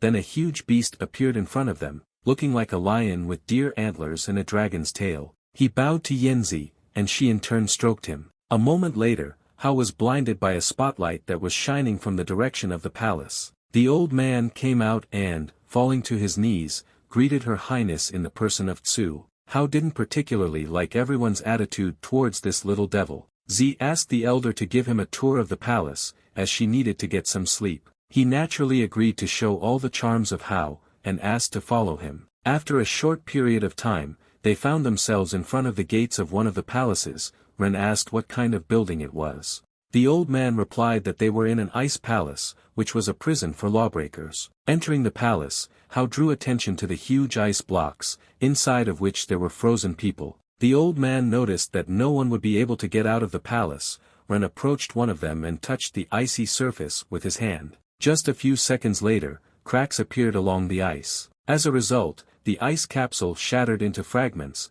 Hao did not understand what was happening. An unknown girl who looked like a fairy fell out of it, and the old man was also shocked by what happened. He asked Ren how he managed to destroy the ice, suggesting that his energy was quite unusual. The elder asked him to stay in place and not take his eyes off her, while he, in turn, will report to His Majesty about what happened. The girl asked Hao if he was the one who freed her from the ice capsule. Ren replied that he did it by accident, and he did not want to rescue her. She thanked him for saving her life and called herself Lu Liling. At that moment, another fairy girl flew in and asked in surprise how Liling managed to get out, saying that no one from the heavenly world should know about her escape. Lu assumed that they must have already forgotten about them, because a lot of time had passed. She said that they were maids in the heavenly world, and she was sentenced to 200 years for infiltrating the human world. They hugged the other fairy, saying that they never expected to meet again. Hao hurried them to get out of here as quickly as possible, as they might be seen. As a result, they will imprison her back in an ice capsule, and they may not have such a chance again. Liling said that he was also in danger because he released the criminal without an order. Hao decided to take them to the Dragon King Zhao Guang himself and tell them how it all happened. He sat on his luxurious throne and looked menacingly at Ren. Hao had just begun his story when Guan interrupted him with his uncontrollable laughter. Ren was surprised. Zhao said that he forgot to free these fairies, since a petition had already arrived, adding that his son-in-law did a good job. Our hero clearly did not expect such a reaction from the Dragon King, nor did the fairy girls, who immediately clung to Hao and began to sincerely thank him, calling him their savior. At this moment, a sleepy Tsu came out to them, saying that they were being too noisy, and therefore she could not sleep. Yanzi looked around everyone and turned her attention to Hao, who was literally surrounded by fairy girls in their arms, which made Z furious, stating that Ren has no right to allow himself this in the Dragon Palace. Understanding how everything looked from the outside, Hao hurried to explain everything to Yanzi, which, in turn, was, to put it mildly, not in the mood. Ren didn't know how to get out of this situation at the moment. The elder told him that Z had a birthday next month, and therefore advised how to buy her a gift. Ren immediately went to shopping centers in search of a suitable gift. He watched people who seemed to know exactly what they wanted to buy and ran around the shops. Hao also went through several counters, but never found anything suitable. Then an idea occurred to him. Since Z had problems with English, he decided to give her a couple of reference books. He began to run his hand over the books, thinking of buying them all to express his sincerity to her. At that moment, he met the gentle hand of a girl who was also choosing books on that shelf. Turning around, he saw Yujia, which made him extremely surprised. She, in turn, also did not expect to meet him. Smiling and saying that this was an incredible coincidence, she straightened her hair as always. They skimped and hurried to leave the store, where the polite saleswoman thanked them. Hao and Xia Yujia decided to sit for a while in a cafe and chat over a cup of coffee. He told her that he was looking for a gift for Zi's birthday. After all, she is his student, after all, and he wanted to present her with something worthwhile. Xia asked to see what he chose as a gift for her. Hao smiled, proudly showed off his English reference books, and asked Yujia for his opinion. She was shocked by such a gift, saying that it was not suitable. As a result, she immediately took him to a women's store. Where Ren noticed the women trying on bracelets and rings, Xia said that girls like cute things. Hao began bringing her potential gifts, to Yujia's approval, the first being a stuffed rabbit toy. Xia said that this was not what Z needed, then he brought a nondescript necklace, which was also not suitable as a gift. Ren walked up to the counter with rings and bracelets, and noticed an unusual thing under the display case. It was a beautiful ring, and most importantly it was made in the shape of a small smiling little devil. Hao realized that this was an ideal option for a birthday gift, and just in her style, remembering how she always wanted to boss him around, but still sometimes she could be sweet. In addition, Yanzi helped Ren when necessary and saved his grandmother. Satisfied with himself, he twirled the ring he had chosen in his hands. At that moment Xia called out to him. He proudly showed her what he had chosen. Yujia's face literally changed. She asked if he really wanted to give her a ring. Ren replied that it was quite cute and would be a good gift for Z. Xia said that it was really cute, but such a gift would be suitable for a bride or his girlfriend, but not for a student. Hao agreed with her, thinking that he did not consider her as a bride, because she was still just a child. He said that in this case he would give her some kind of plush toy, and taking the bear in his hands, he showed it to Yujia to find out what she thought about this. Xia, in turn, noticed that he was too worried about this. Hao answered without thinking that Yanzi was his future, and without finishing, he realized that he had almost said that Xia could not be known. But Yujia was already on her guard and looked extremely worried. Our hero began to sweat for a moment, worrying that she could understand everything. Ren hastened to paraphrase, saying that Yanzi is the future donor of this world, and laughed artificially. Yujia found this joke very funny and chuckled modestly in response. After some time, they left the store with a large teddy bear. Polite Hao said that he took up a lot of Xia's time. She kindly replied that it was nothing. Yujia pointed out that if he really wanted to thank her, he could go out with her. After some time, she and Yujia stood in a long line. Xia ran with a lot of books in her hands, shouting that her idol lectures were very popular. Surprised Hao would never have thought that she had her own idols, which he told her, adding that Yujia was always so serious at school, but she also turned out to be a fan. She noted that they are the most famous Chinese scientists in the world, and everyone is following their project that they are working on. Hao asked in surprise if her idols were really scientists. Xia replied that at a young age they were academics. So carried away by the story about her idols, Yujia did not look at all where she was going, and clinging to the threshold, she fell, but our hero managed to react in time. Hao grabbed her hand, thereby preventing her from completely falling to the ground. After which he pulled Yujia towards him. Everything happened so quickly that she did not have time to get scared. How in a second she was already safe, in the form of Ren's embrace, which in turn pressed her to him, which was extremely pleasant for Xia. Then, they began to quickly pick up scattered books from the ground. Raising one of them, Hao began to carefully examine the cover. He looked in extreme surprise at the portrait drawn on the book. Yujia hurried him at that moment, because the lecture was about to start soon. Ren, naturally trying to please her, followed her into the hall, where they sat on their seats, and Xia listened to the lecture captivatingly. Hao had the opposite opinion. Ren was literally bored, since he was not very interested in this, but he understood that he had promised her. After a certain time, they stood together for the autographs of scientists. Hao gaped at the moment, and Xia noticed that he slept through the entire lecture. And how difficult it was to get these tickets. Ren decided to sit on a chair and wait for their turn to come. What Yujia was clearly dissatisfied with was that he understood that he did not get enough sleep due to training. And he asked her forgiveness, saying that he would take her autograph himself, Xie noticed that lately he had been constantly sleepy. Hao tried in every possible way to calm her down, smiling back. At this time it was his turn. Our hero immediately held out the book for an autograph, asking for permission from idol Xie. The girl was shocked by Ren's appearance. She looked at him with sad eyes, and could only say his name. Meanwhile, Yujia ran up to them and said that she was their big fan. But they did not pay attention to her, staring at Hao in shock. Xie asked him when he had time to meet them, and if he knew them. Ren's face changed at that moment, and turning away from them, he headed in the other direction, saying that he did not know them.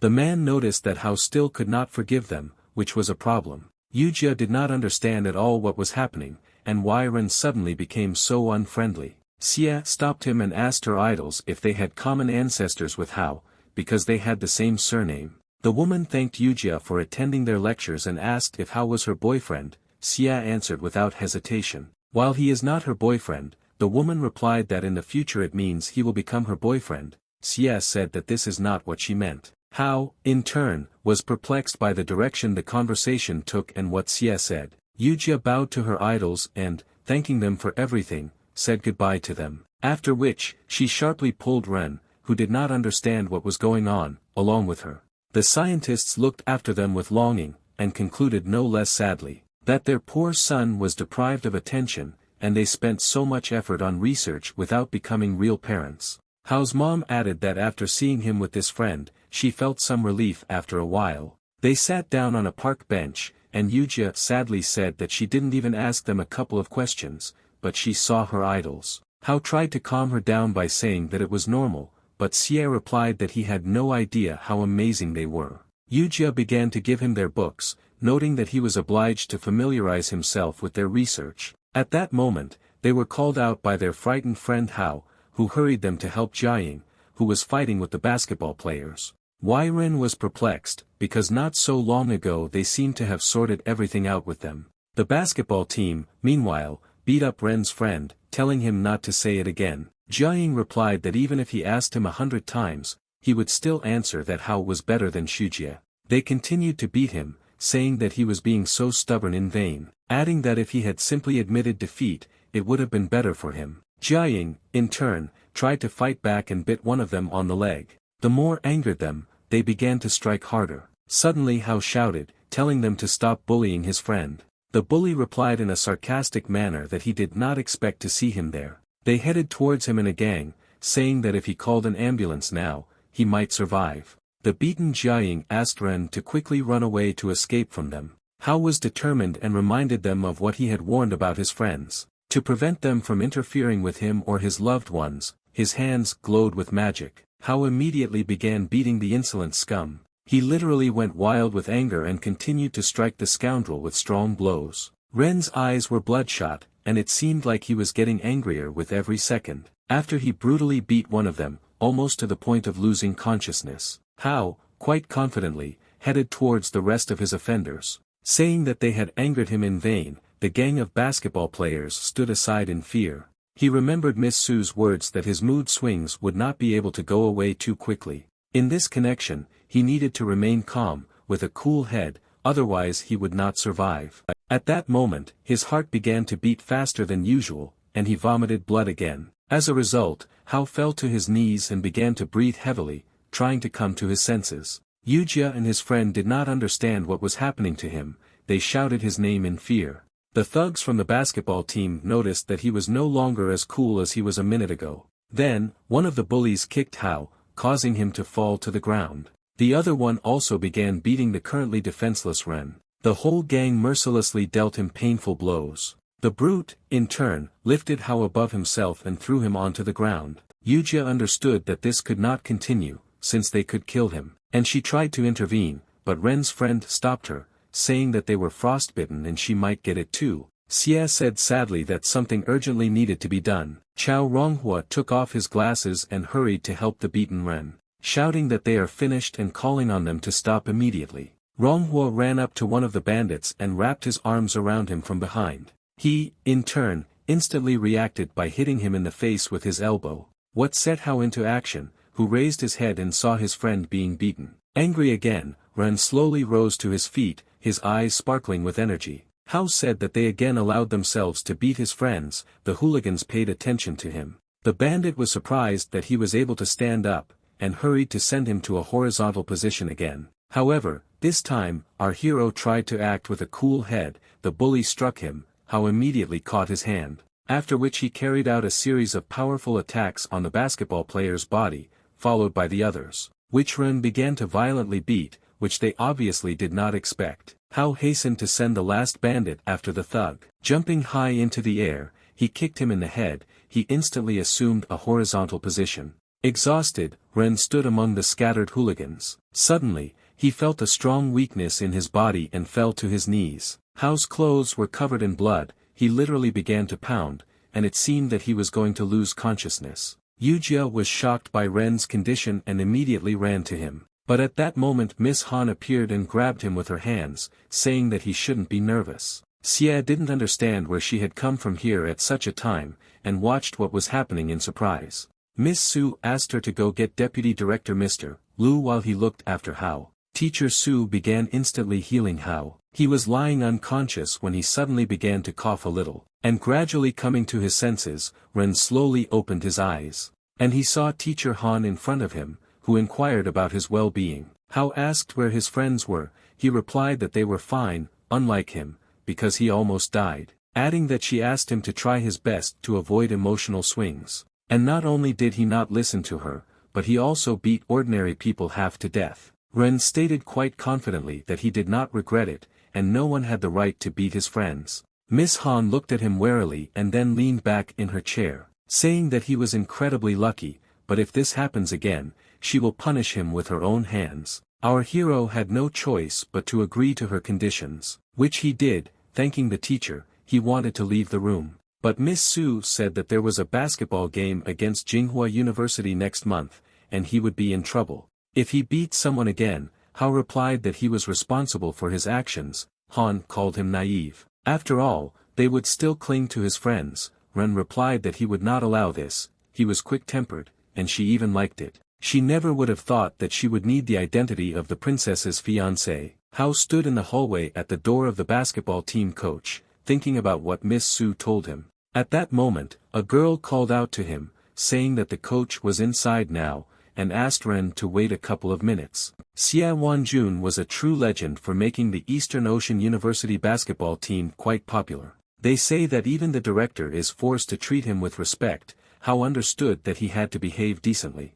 At this time, bandaged basketball players passed by, who called out to him and asked what he was doing here. Assuming that Hao had come to ask for forgiveness from the director, Ren tried to ignore them. The most crippled of them, so to speak, said that Hao would soon be put behind bars. Ren, in turn, tried to restrain himself both in actions and in expressions. The gang did not let up, and in every possible way provoked him to rash actions, saying that he and his friends would be thrown out of school. At a certain moment, Hao still could not stand it, and was already thinking of attacking them. But at this time, Coach Xie Wanjun came out to them and ordered them to shut up, after which he looked around at everyone and turned his attention to Ren. The crippled basketball player began to complain to Mr. Xie about Hao, saying that it was he who beat them to such a state. Ren apologized to the coach for beating these people, but they were bothering his classmates. Before they could finish speaking, Coach Xie gave them a slap on the head, and they, in turn, said that he had no right to do this to them. After which he told Hao that these guys would no longer bother him and his friends. Ren did not expect such a turn of events, and said that he, too, got excited, and should not have beaten them so much. Mr. Xie Wanjun replied that he had nothing to apologize for because he had already received compensation. Meanwhile, old man Lu Qin came out and announced his decision, which the assistant hurried to hang on the notice board. Everyone began to carefully read what was written there and what decision they made. It talked about punishing the basketball team, and the actions of Hao and his friends were recognized as self-defense, but since the match was just around the corner, and the team members were injured, Ren was forced to join the basketball team, which they strongly disagreed with. Hao, to be honest, was also not delighted with this news, but at least he and his friends were not punished. What was undoubtedly a plus, Coach Xie looked at Ren and smiled and said that this was his compensation.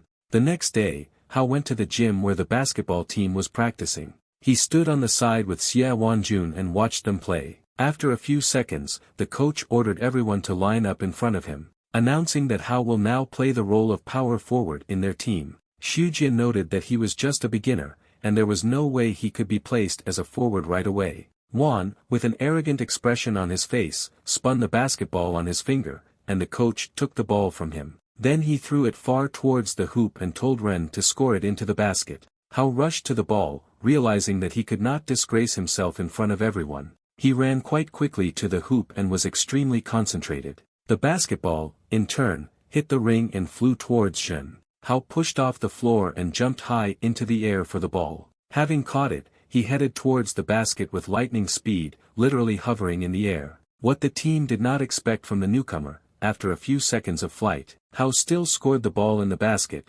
thereby finally convincing the team of his abilities. One of the basketball players noticed that he had a fairly high jump and good control of his strength. Ren understood that next time he would need to jump with his left foot so that the pose would be more stable. Everyone applauded him, saying that this is the best newcomer in the world, naturally except for Xujie, who, on the contrary, was angry with Hao, and could not come to terms with the fact that he was now on their team. Mr. Xie Wanjun asked if anyone had any objections to Ren. In response, everyone remained silent. The coach called the team's new player, Hao, to follow him. He took him to the basketball court, which was located outside, where, to the surprise of our hero, Yujia was practicing throwing the ball into the hoop. Hao couldn't believe his eyes. He had never seen her in this role. After a few seconds, Coach Xia asked Yujia to come over to him. She instantly turned around and saw Ren with Mr. Xie Wanjun. Yujia greeted them. Mr. Xia said that this was his younger sister, who would be his personal trainer for today. Ren was shocked to learn that she was the coach's sister. Xia hurried her brother to go to the team, saying that she would take care of Hao herself. He asked her if she would really teach him to play basketball. Xia replied that after he defeated those guys, he began to underestimate others, and by the way, she plays well. They walked onto the basketball court and Yujia told him to block it, adding that he needs to bend lower and carefully observe the opponent's movements. Yujia stood opposite Hao and hit the ball on the ground, while looking into his eyes. Ren concentrated as much as possible on her movements, but in a moment, Xia tried to pass him with the ball, and ended up hitting Hao, who took a step towards her. Ren, in turn, was extremely surprised that she really knew how to play basketball. From the outside it might seem that they were hugging and not playing. Hao stood like a pillar and looked at her. The game stopped at that moment. Raising her head and looking at him, Yujia noticed that he was doing something completely wrong. And in basketball this is considered a violation of the rules, and therefore I hastened to change the task. Saying that he was not doing very well at the moment, Hao naturally agreed. Yujia showed him the technique of throwing the ball into the hoop, noting that he should hold the ball with his left hand and push it with his right wrist. And you need to throw the ball with your fingertips, which she demonstrated to him by throwing the ball into the basket. Hao said that she was great. Xia urged him not to be distracted and try to quit himself. Our hero struck a pose and casually threw the ball into the basket from behind. But he missed, and the ball got stuck between the ring and the backboard. Yujia understood that it would be difficult for him. She repeated that he needed to use his wrists and fingers. Some time later, a meeting with the Hao family took place in the house of the Dragon King. Everyone gathered at the table, including Ren's parents and grandmother. Hao's father noted that it was extremely difficult to believe that such a sweet lady saved his mother's life. Yanzi, in turn, became shy, and blushed and did not utter a word. She watched as everyone interacted pleasantly with each other. Ren's father said that he would like such a sweet and wonderful daughter like Zi. Guan replied that he might have such a daughter-in-law. He wanted to drink a glass of alcohol, but Mrs. Hongyu quickly snatched it from Guan. Yanzi got bored after a certain time, listening to all these sugary sweets. And not having come up with anything better, she decided to at least have a good meal. At this moment, Ren's mother noticed that Hao already had a girlfriend, who recently came to their lectures. Deathly silence hung at the table. Everyone was shocked and started looking at each other. Out of anger, Yanzi completely broke her chopsticks, literally boiling more and more with every second. Hao said that mom doesn't know what she's talking about, and that girl is just his classmate. But Uncle Z, unable to bear it, slammed his fist on the table, and everyone turned their attention to him. He stated that Hao was an ordinary womanizer who was unworthy of their wonderful Yanzi. Dragon King Guan urged him to immediately calm down and behave decently. asking forgiveness from those present, and saying that this is Zhao Kuo, one of his younger brothers, who is not very good at choosing words. Uncle Kuo, in turn, tried to control himself, but he could not control his facial expression.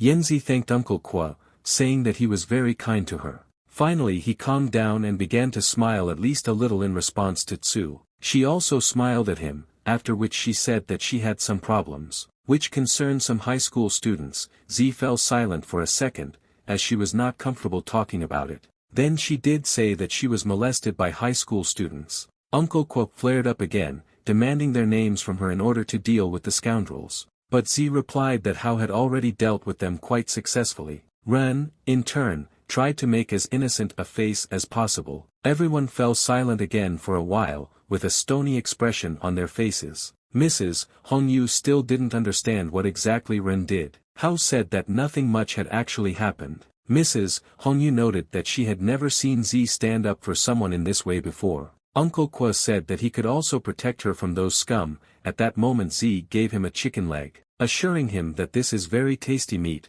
trying once again to reassure his uncle. Hao watched what was happening, and somewhere he even began to envy his uncle. Ren also risked asking Yanzi for a chicken leg for himself. She turned to him and, crunching the bones of her hands, answered in a peculiar way, while asking what he wanted. Taking her hint, Hao said that it seemed to her and that he didn't want anything. After some time, the Hao family hurried home, and Z and his parents saw them off. Yanzi apologized to Mr. and Mrs. Hao and Grandma Hao for being rude. The grandmother said that she had no need to apologize, and they should thank her. Ren's father said that he would like such a daughter-in-law, but his mother had a different opinion and preferred that gentle girl, which she kept silent about.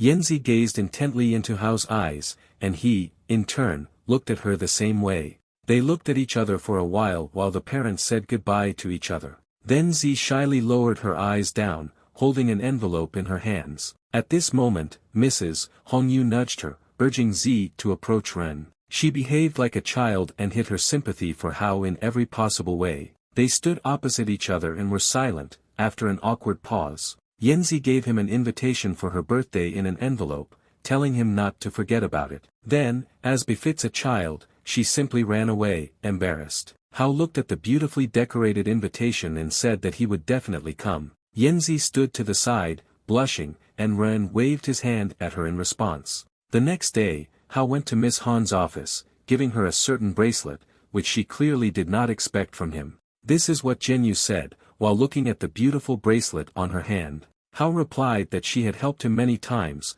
and with that story about the basketball team too. Miss Su reminded him of Z's birthday next month and asked if Ren had prepared for it. He smiled and proudly declared that he had already bought her a good gift. The teacher said that she was asking him something completely different. Noticing that Hao absolutely does not understand what it really is, that's the point. She said that the dragons of the Four Oceans clans are the most influential and the strongest of all. But lately, they have become too interested in human affairs. In particular, the new generation has become not as strong as the previous one, adding that the cultivation level of the Yanzi is too low. The Western Ocean Dragon clan is currently gaining strength, and Zheng Yitao, the crown prince, is the strongest among the younger generation. They start wars and try to take the place of the East Ocean Dragon clan, so the two clans are on terrible terms. Ren noticed that he saw a lot of treasures sent by the Western Ocean clan in the Dragon Palace. Teacher Han, while drinking coffee, said that Hao was too naive.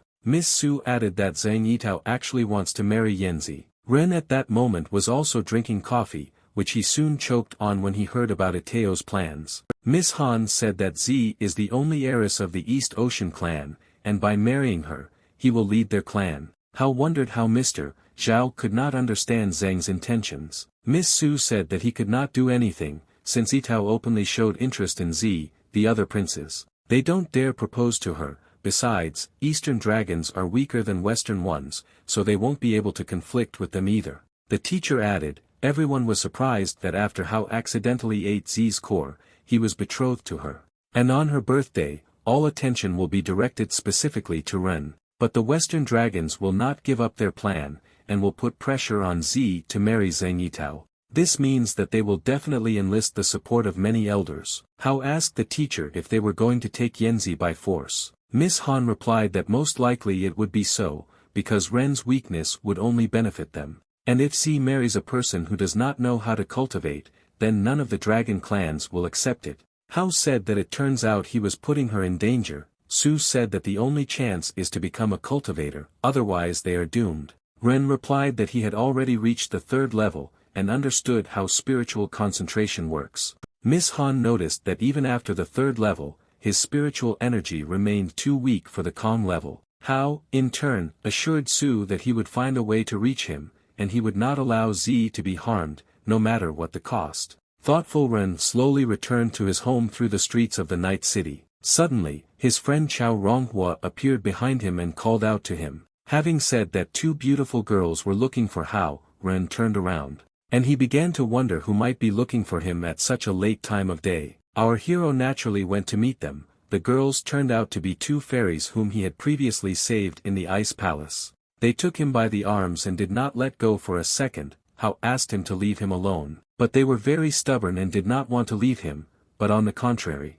they asked him for permission to serve him always and everywhere. At a certain moment, Ren was still able to extricate himself from their embrace, after which, he immediately began to run away from them, asking them not to pursue him. After running several streets, and turning behind one of several high-rise buildings, Hao tried to catch his breath, thinking that he had finally broken away from these crazy fairies. At that moment, an unknown female voice called out to him, asking if he asked her to come here. She said that the letter he wrote was too banal and last century. It was Wan Ling, the beauty of the East Ocean University campus, and her family was second only to the Zhao Guang family in business. Van began to pretendly pose, saying that she knew how irresistible and popular she was. But she is inaccessible to him, because she is too good for Hao. Ren, in turn, did not understand anything, and silently absorbed her stupid tricks. Lin added that she already likes a certain guy anyway, which was Xian Shujia, the star player of the basketball team. He was tall, rich and very attractive. Lin literally saw him as her fiancé.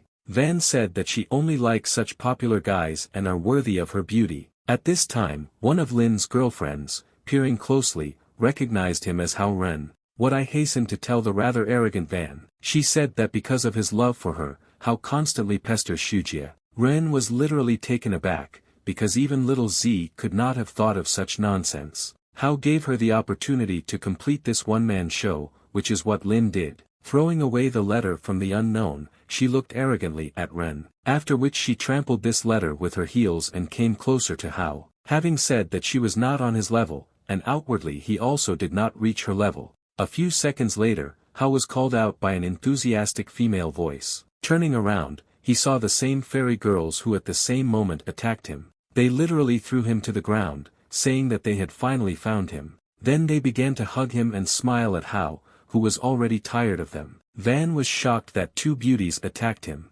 They, in turn, continued to rejoice at meeting him, noting that now he would not run away. One of them asked what was wrong with him, because she saw his displeased face. Lin and her friends silently watched what was happening, after which, Van still couldn't stand it and asked them the question that was tormenting her. Who are they and what are they doing here?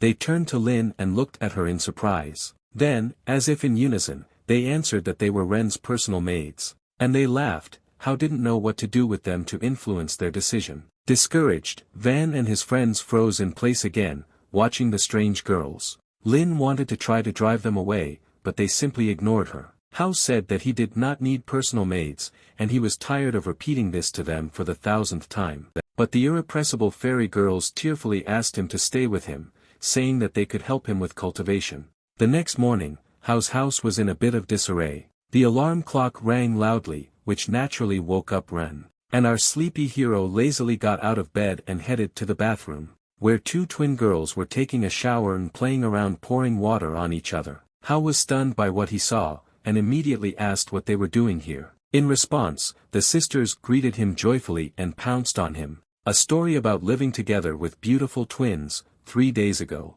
Ren greedily absorbed knowledge about the ability of the Light Path Sword. Hao literally began to imagine how he would use this skill to exterminate evil spirits. But one of the Lilin twins said that this ability would not suit him. Frustrated, Ren asked why this did not suit him. They replied that reaching the Ken level was the foundation. especially for a novice cultivator, and therefore he is required to practice basic cultivation techniques. And besides, what he chooses should be ideal for Hao. Lu asked if he had heard about physical characteristics. Ren replied that Miss Su has a water metal body type, but he doesn't understand the specific characteristics. The twins noticed that the technique of spiritual concentration only expands his meridians and allows him to strengthen his body. Therefore, it does not matter what characteristics it has, but it is necessary to reach Qin level. Our hero didn't quite understand what they were talking about, and didn't know where to start. The girls stated that they examined Hao, and his body is a chaotic mixture that consists of 5 elements. The light path sword technique is the best of 5-element cultivation, designed specifically for cultivators who have a 5-element body type in the spirit world. Hao asked if this was good for him. She replied that this type of body consists of a complete set of elements, which differs from a chaotic combination of 5 elements. And the energy of a given body, composed of these 5 elements, is like 5 parallel pillars supporting the power of cultivation.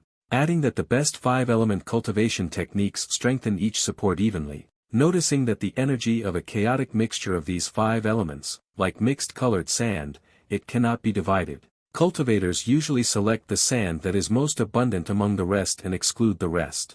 Ren listened carefully to the girls and said that now he understood everything. Lili noted that the water cultivation technique would be the best for him because it would be suitable for attack as well as defense. Hao asked which 5-element technique was better. The twins replied that his cultivation would become softer and quite robust. All 5 elements will improve at the same pace, but it will reach the same level as the others. About 4 times longer, and even in the spirit world, not many people practice it, he thought as he digested the information he received. Ren stated quite confidently that this option suits him. Having said that Z and he have different physics, and he might hurt her if he transfers his spiritual energy. But if Hao cultivates all 5 elements equally well, then this will not happen. The girls looked at each other. Then they answered that the light path sword technique would most likely be the best option for her. Ren stated that in this case he would practice this particular technique. The twins bowed before him and said that they would listen and obey him. Hao asked them to exclude these formalities. After which, Ren hurried to his room to immediately begin practice. He understood that the cultivation of this technique would be extremely slow, but he did not suspect that it would be so slow. And if this continues, then Hao will not have time to pass through the calm level by Yanzi's birthday. Ren began to get nervous and beat the bed with his fists in anger. Suddenly his anger was interrupted by a knock on the door. Having approached it and opened it, being completely out of sorts, Hao again saw the twins on the threshold. They stated that they knew how to help him, because they had found the key to cultivating the light path sword technique. The joyful girls looked at Hao's sour expression and hurried to enter the room. Ren, in a rather sad voice, asked what they found that could help. They started throwing things in his closet, saying that they needed to get ready first. A few minutes later, the sisters, dressed as if they were teachers, said that classes were starting. This got on Jin's nerves. He irritably asked them why they dressed up like that. The twins asked him for forgiveness and said that he could punish them. Hao urged them to start quickly. They tried to concentrate on learning again and began to explain to him that the light path sword has 7 levels, from low to high: Tianshu, Tianshuan, Tianji, Tianquan, Yuhan, Kaiyan and Yaoguan. And each of them has 9 steps. The main thing is to strengthen and combine the 5 elements at the same time. And the purest 5 elements will become lightning when mixed. After which, the girls said that they were a little mistaken, and in fact, the light path sword is lightning cultivation. Hao was literally taken aback when he heard about lightning cultivation. Lily said that everyone knows how cultivators fear the heavenly, but no one understands why. In fact, lightning is a mixture of 5 elements, but ordinary cultivators only have 1 or 2 elements that suit them. And that is why they cannot live without misfortunes. Hao began to understand that lightning cultivators are invincible. She replied that their strength is terrifying, but it is difficult for them to progress since they have to strengthen all 5 elements. Moreover, at the same time, that's why there are fewer of them, and in order to break into the kingdom of Kan, Hao needs to reach the first stage of Tianxian. The girls came closer to him, saying that it was necessary to check his body, since the metal was at the 7th stage of the Tianshu level. Wood is on the 9th stage of Tianshu, water is on the 3rd stage of Tianshu, fire is on the 8th stage of Tianshu, Earth is on the 6th stage of Tianshu. Ren practiced the water element technique, so the power of the 5 elements is unbalanced, and the other 4 elements need to be absorbed. The girls literally surrounded him, saying that they would definitely help him, then they pushed him onto the bed. Hao, not understanding anything and blushing with embarrassment, asked what they were going to do. The twins climbed onto his bed and replied that they wanted to help him. Ren firmly stated that he was able to help himself and could do without them. In turn, the girls took off his t-shirt, saying that it was necessary, after which, they began to look at and touch his body, as if they were looking for certain points. Hao was extremely tense, so Lilin asked him to relax, saying that they should go through this process every day, as it is useful for its cultivation. Ren didn't know what to do with himself at this moment, and naturally couldn't loosen up. At this time, the alarm clock rang for no reason. Hao did not understand what was happening. Suddenly, his body began to sparkle with different colors of energies that seemed to envelop him. After a certain time, Ren began to sweat and opened his eyes. He saw the worried twins in front of him, looking at him in fear. Lily then shouted happily that they had finally managed to develop all of its elements to the 9th level of Dubhe. Hao said that he felt some kind of change in himself, suggesting that he was closer to a breakthrough. The girl noticed that his cultivation base was still not enough to break through to the Kong realm. Our hero smiled and replied that it didn't matter, because he found a more interesting thing. A few days later, Yanzi's birthday finally arrived. In the Royal Dragon Palace, incredibly beautiful performances were staged by artists. The holiday was truly gorgeous. Zhao Guang really tried to surprise his daughter. He and his wife greeted the guests and thanked them for their presence at the birthday party. In response, they said that the holiday was a success. Hao also stood next to them. The guests noticed that he was a young and promising future son-in-law. But in fact, he had difficulty in such social situations. What Miss Hongyu noticed, she in turn walked up to Ren, and she said that he was tired from meeting guests, and therefore asked him to go to Tsu and check how the preparations were going. Naturally, our joyful hero agreed. Miss Hongyu smiled back at him. Ren took his gift and immediately headed towards Yanzi. He wondered if she was still angry with him, because time had already passed, and the last time Hao saw her was at a family meeting. Coming closer, he noticed how Tsu accepted the gifts with a dissatisfied look, saying that she didn't like it. Then, turning around, she saw Ren, and they looked at each other for several seconds. He stood with his gift in his hands. Yanzi was dressed in a beautiful dress, and she had funny horns on her head.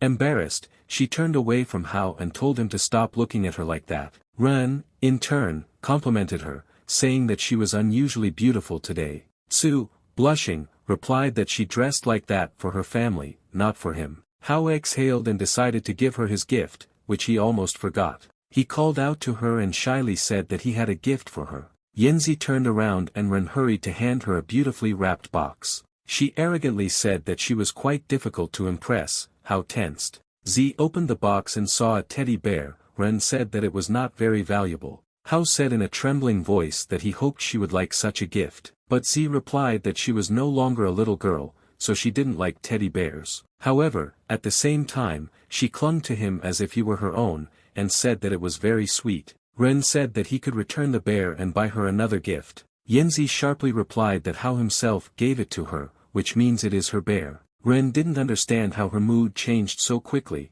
making her more unpredictable. Our hero said that the situation with the twins made her angry last time. Ren said he doesn't know why, but still wants to ask her forgiveness. Yanzi asked him if that was why he gave her a teddy bear. Hao vaguely said that technically he was still her fiancé, and that situation was not under his control, asking Z to forgive him. She replied that she absolutely did not care who he became close to. Having added, in any case, Ren did not forget that he was her. She became quiet at that moment. Hao asked Z again. She, still hiding her sympathy for him, got angry and said that he was the stupidest person in the world. Then she grabbed his hand and dragged him along. Hao did not understand what Yanzi was doing. She said that they should hurry up, because everyone was waiting for them. They walked along the red carpet to Guang's throne where he sat with Miss Hongyu. All the men began to discuss Zi's appearance, saying that the princess was very beautiful. In turn, women found Hao attractive, wondering if he was human. Meanwhile, they caught the eye of Itao Zhen and his brothers and sisters. Ren also paid attention to him, realizing that the fun was just beginning. The Dragon King of the Western Ocean also arrived, bringing with him the 1,000-year-old purple coral, 10 pieces of ice from the Western Ocean and 10 stones of warm jade Heian. The dragons of the Western Ocean were generous. People noticed that 10 pieces of ice from the Western Ocean could feed 5 or 6 masters of the 7th kingdom. The girls gossiped that this was in order to achieve the princess of the Eastern Ocean. Zhao Guang thanked Mr. Zheng for such generous gifts. He, in turn, laughed and replied that everything was fine, and they should be friends as families, adding that they will become related in the near future, looking at the Yanzi. However, Guan did not reciprocate, but on the contrary, knitting his eyebrows, looked at him menacingly. Old man Zheng called out to Zi and came closer to her, still smiling. He began to compliment her, saying that she was becoming more and more beautiful every time. After which, he asked her to become a daughter-in-law, respectively the wife of Ateo. What she clearly did not want. Yanzi glanced at his cunning physiognomy. Then she quite confidently declared that she would not become his daughter-in-law and Ateo's wife. At this moment, Zhao Guang told Xing Ping not to touch his daughter. Hao also did not hesitate, and standing between Yanzi and old man Ping,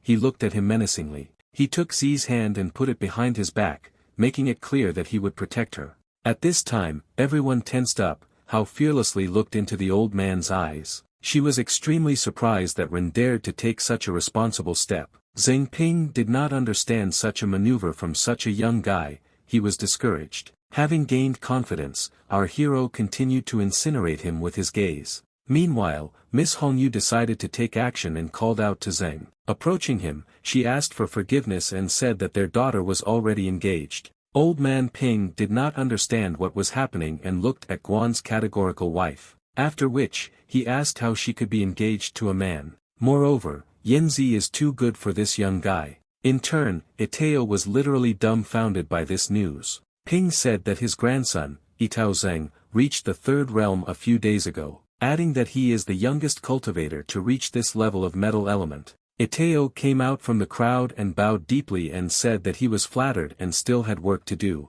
He began to say that the dragon clan of the Eastern Ocean certainly needs an heir, and it would be wrong to leave the Eastern Ocean to man. Hao, meanwhile, began to boil with anger, and was already clenching his fists. Ateo slowly walked up to Yanzi and looked into her eyes, smiling. After which, he took the teddy bear in his hands, which Ren gave her, and with an arrogant face he asked if this garbage that he had given was his. Yanzi immediately became angry, and saying that it was none of his business, she demanded that the bear be returned to her. Zheng Yitao deliberately threw the toy aside, playing on Princess Zi's nerves. He took Yanzi's hand and put a bracelet on her, saying that magical toys are much better. Then he began to hug her, saying that such gifts were more appropriate. Our hero reacted immediately. He came closer to Ateo, and he sharply grabbed his hand, demanding that he let go of Z immediately. After a few seconds, he repeated his demand, saying that Ateo had better listen to him. For a while, Ren and Zheng looked menacingly into each other's eyes, after which Hao repeated it to him again, still holding his hand. Ateo pushed him away, thereby wrenching his hand from his grip. Yanzi noticed that even mountains of gold could not replace this teddy bear for her. Zheng literally flew into a rage and instantly burst into flames with magical fire. Hao stood between him and Princess Z, wondering what Ateo wanted. He, in turn, laughed and said that Ren had decided to play hero in vain. After a couple of seconds, Zheng gave him a chance to fight him in battle, and if he wins, then Yitao will voluntarily refuse to marry Yanzi. Hao naturally agreed. At this time, Z tried to dissuade our hero, saying that he could die, because Ateo had the 3rd level. Ren replied that he would protect her in the Eastern Ocean, trying in every possible way to calm her down. Ateo said that he would lower his cultivation level since it would still be enough to cope with him. Yanzi said angrily that Hao had not even reached the 1st level.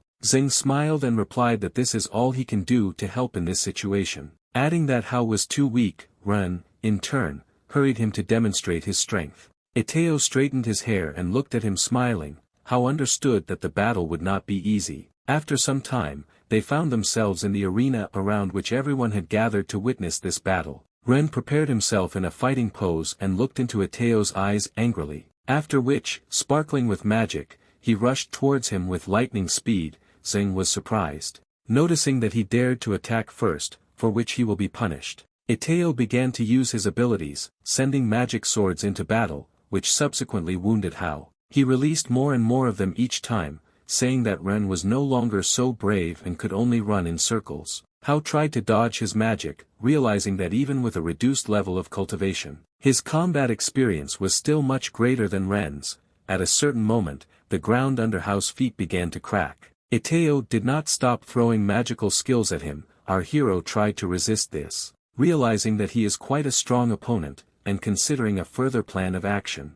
Zeng at this time decided to attack him, noticing that Ren could not move. Running closer to him, Itao used his magic again, so he literally pinned him to the column. Hao began to realize that his water energy could not cope, since Zeng was forming spiritual metal energy into swords. They were waiting for the right moment for a surprise attack by the enemy. Ren was not going to give up, even though he knew that he was weaker than Zeng. Hao, with lightning speed, released his magical ability at him. However, Itao activated the shield, saying that his cultivation could not compete with his. After which, Zeng began to counterattack Hao, while holding the shield. He released the metal sword again, only from a closer distance. And this time Ren did not have time to react. The sword hit him on the cheek. Having thus injured him, Hao clearly did not expect such speed. A smiling Itao urged him to defend himself better and take action. Hao Ren immediately began to use all his skills. He understood that it was necessary to try all possible options. But Zeng again installed the shield, saying that he would not succeed, since he was a man. Hao launched a thunder sword at him, which successfully hit the target, thus, breaking Itao's shield and piercing him through the shoulder. As a result, Zeng fell to the ground with a roar and began to fill with blood. He said that the spiritual water energy could not be that strong. Hao replied that it was the energy of the thunder sword, not water.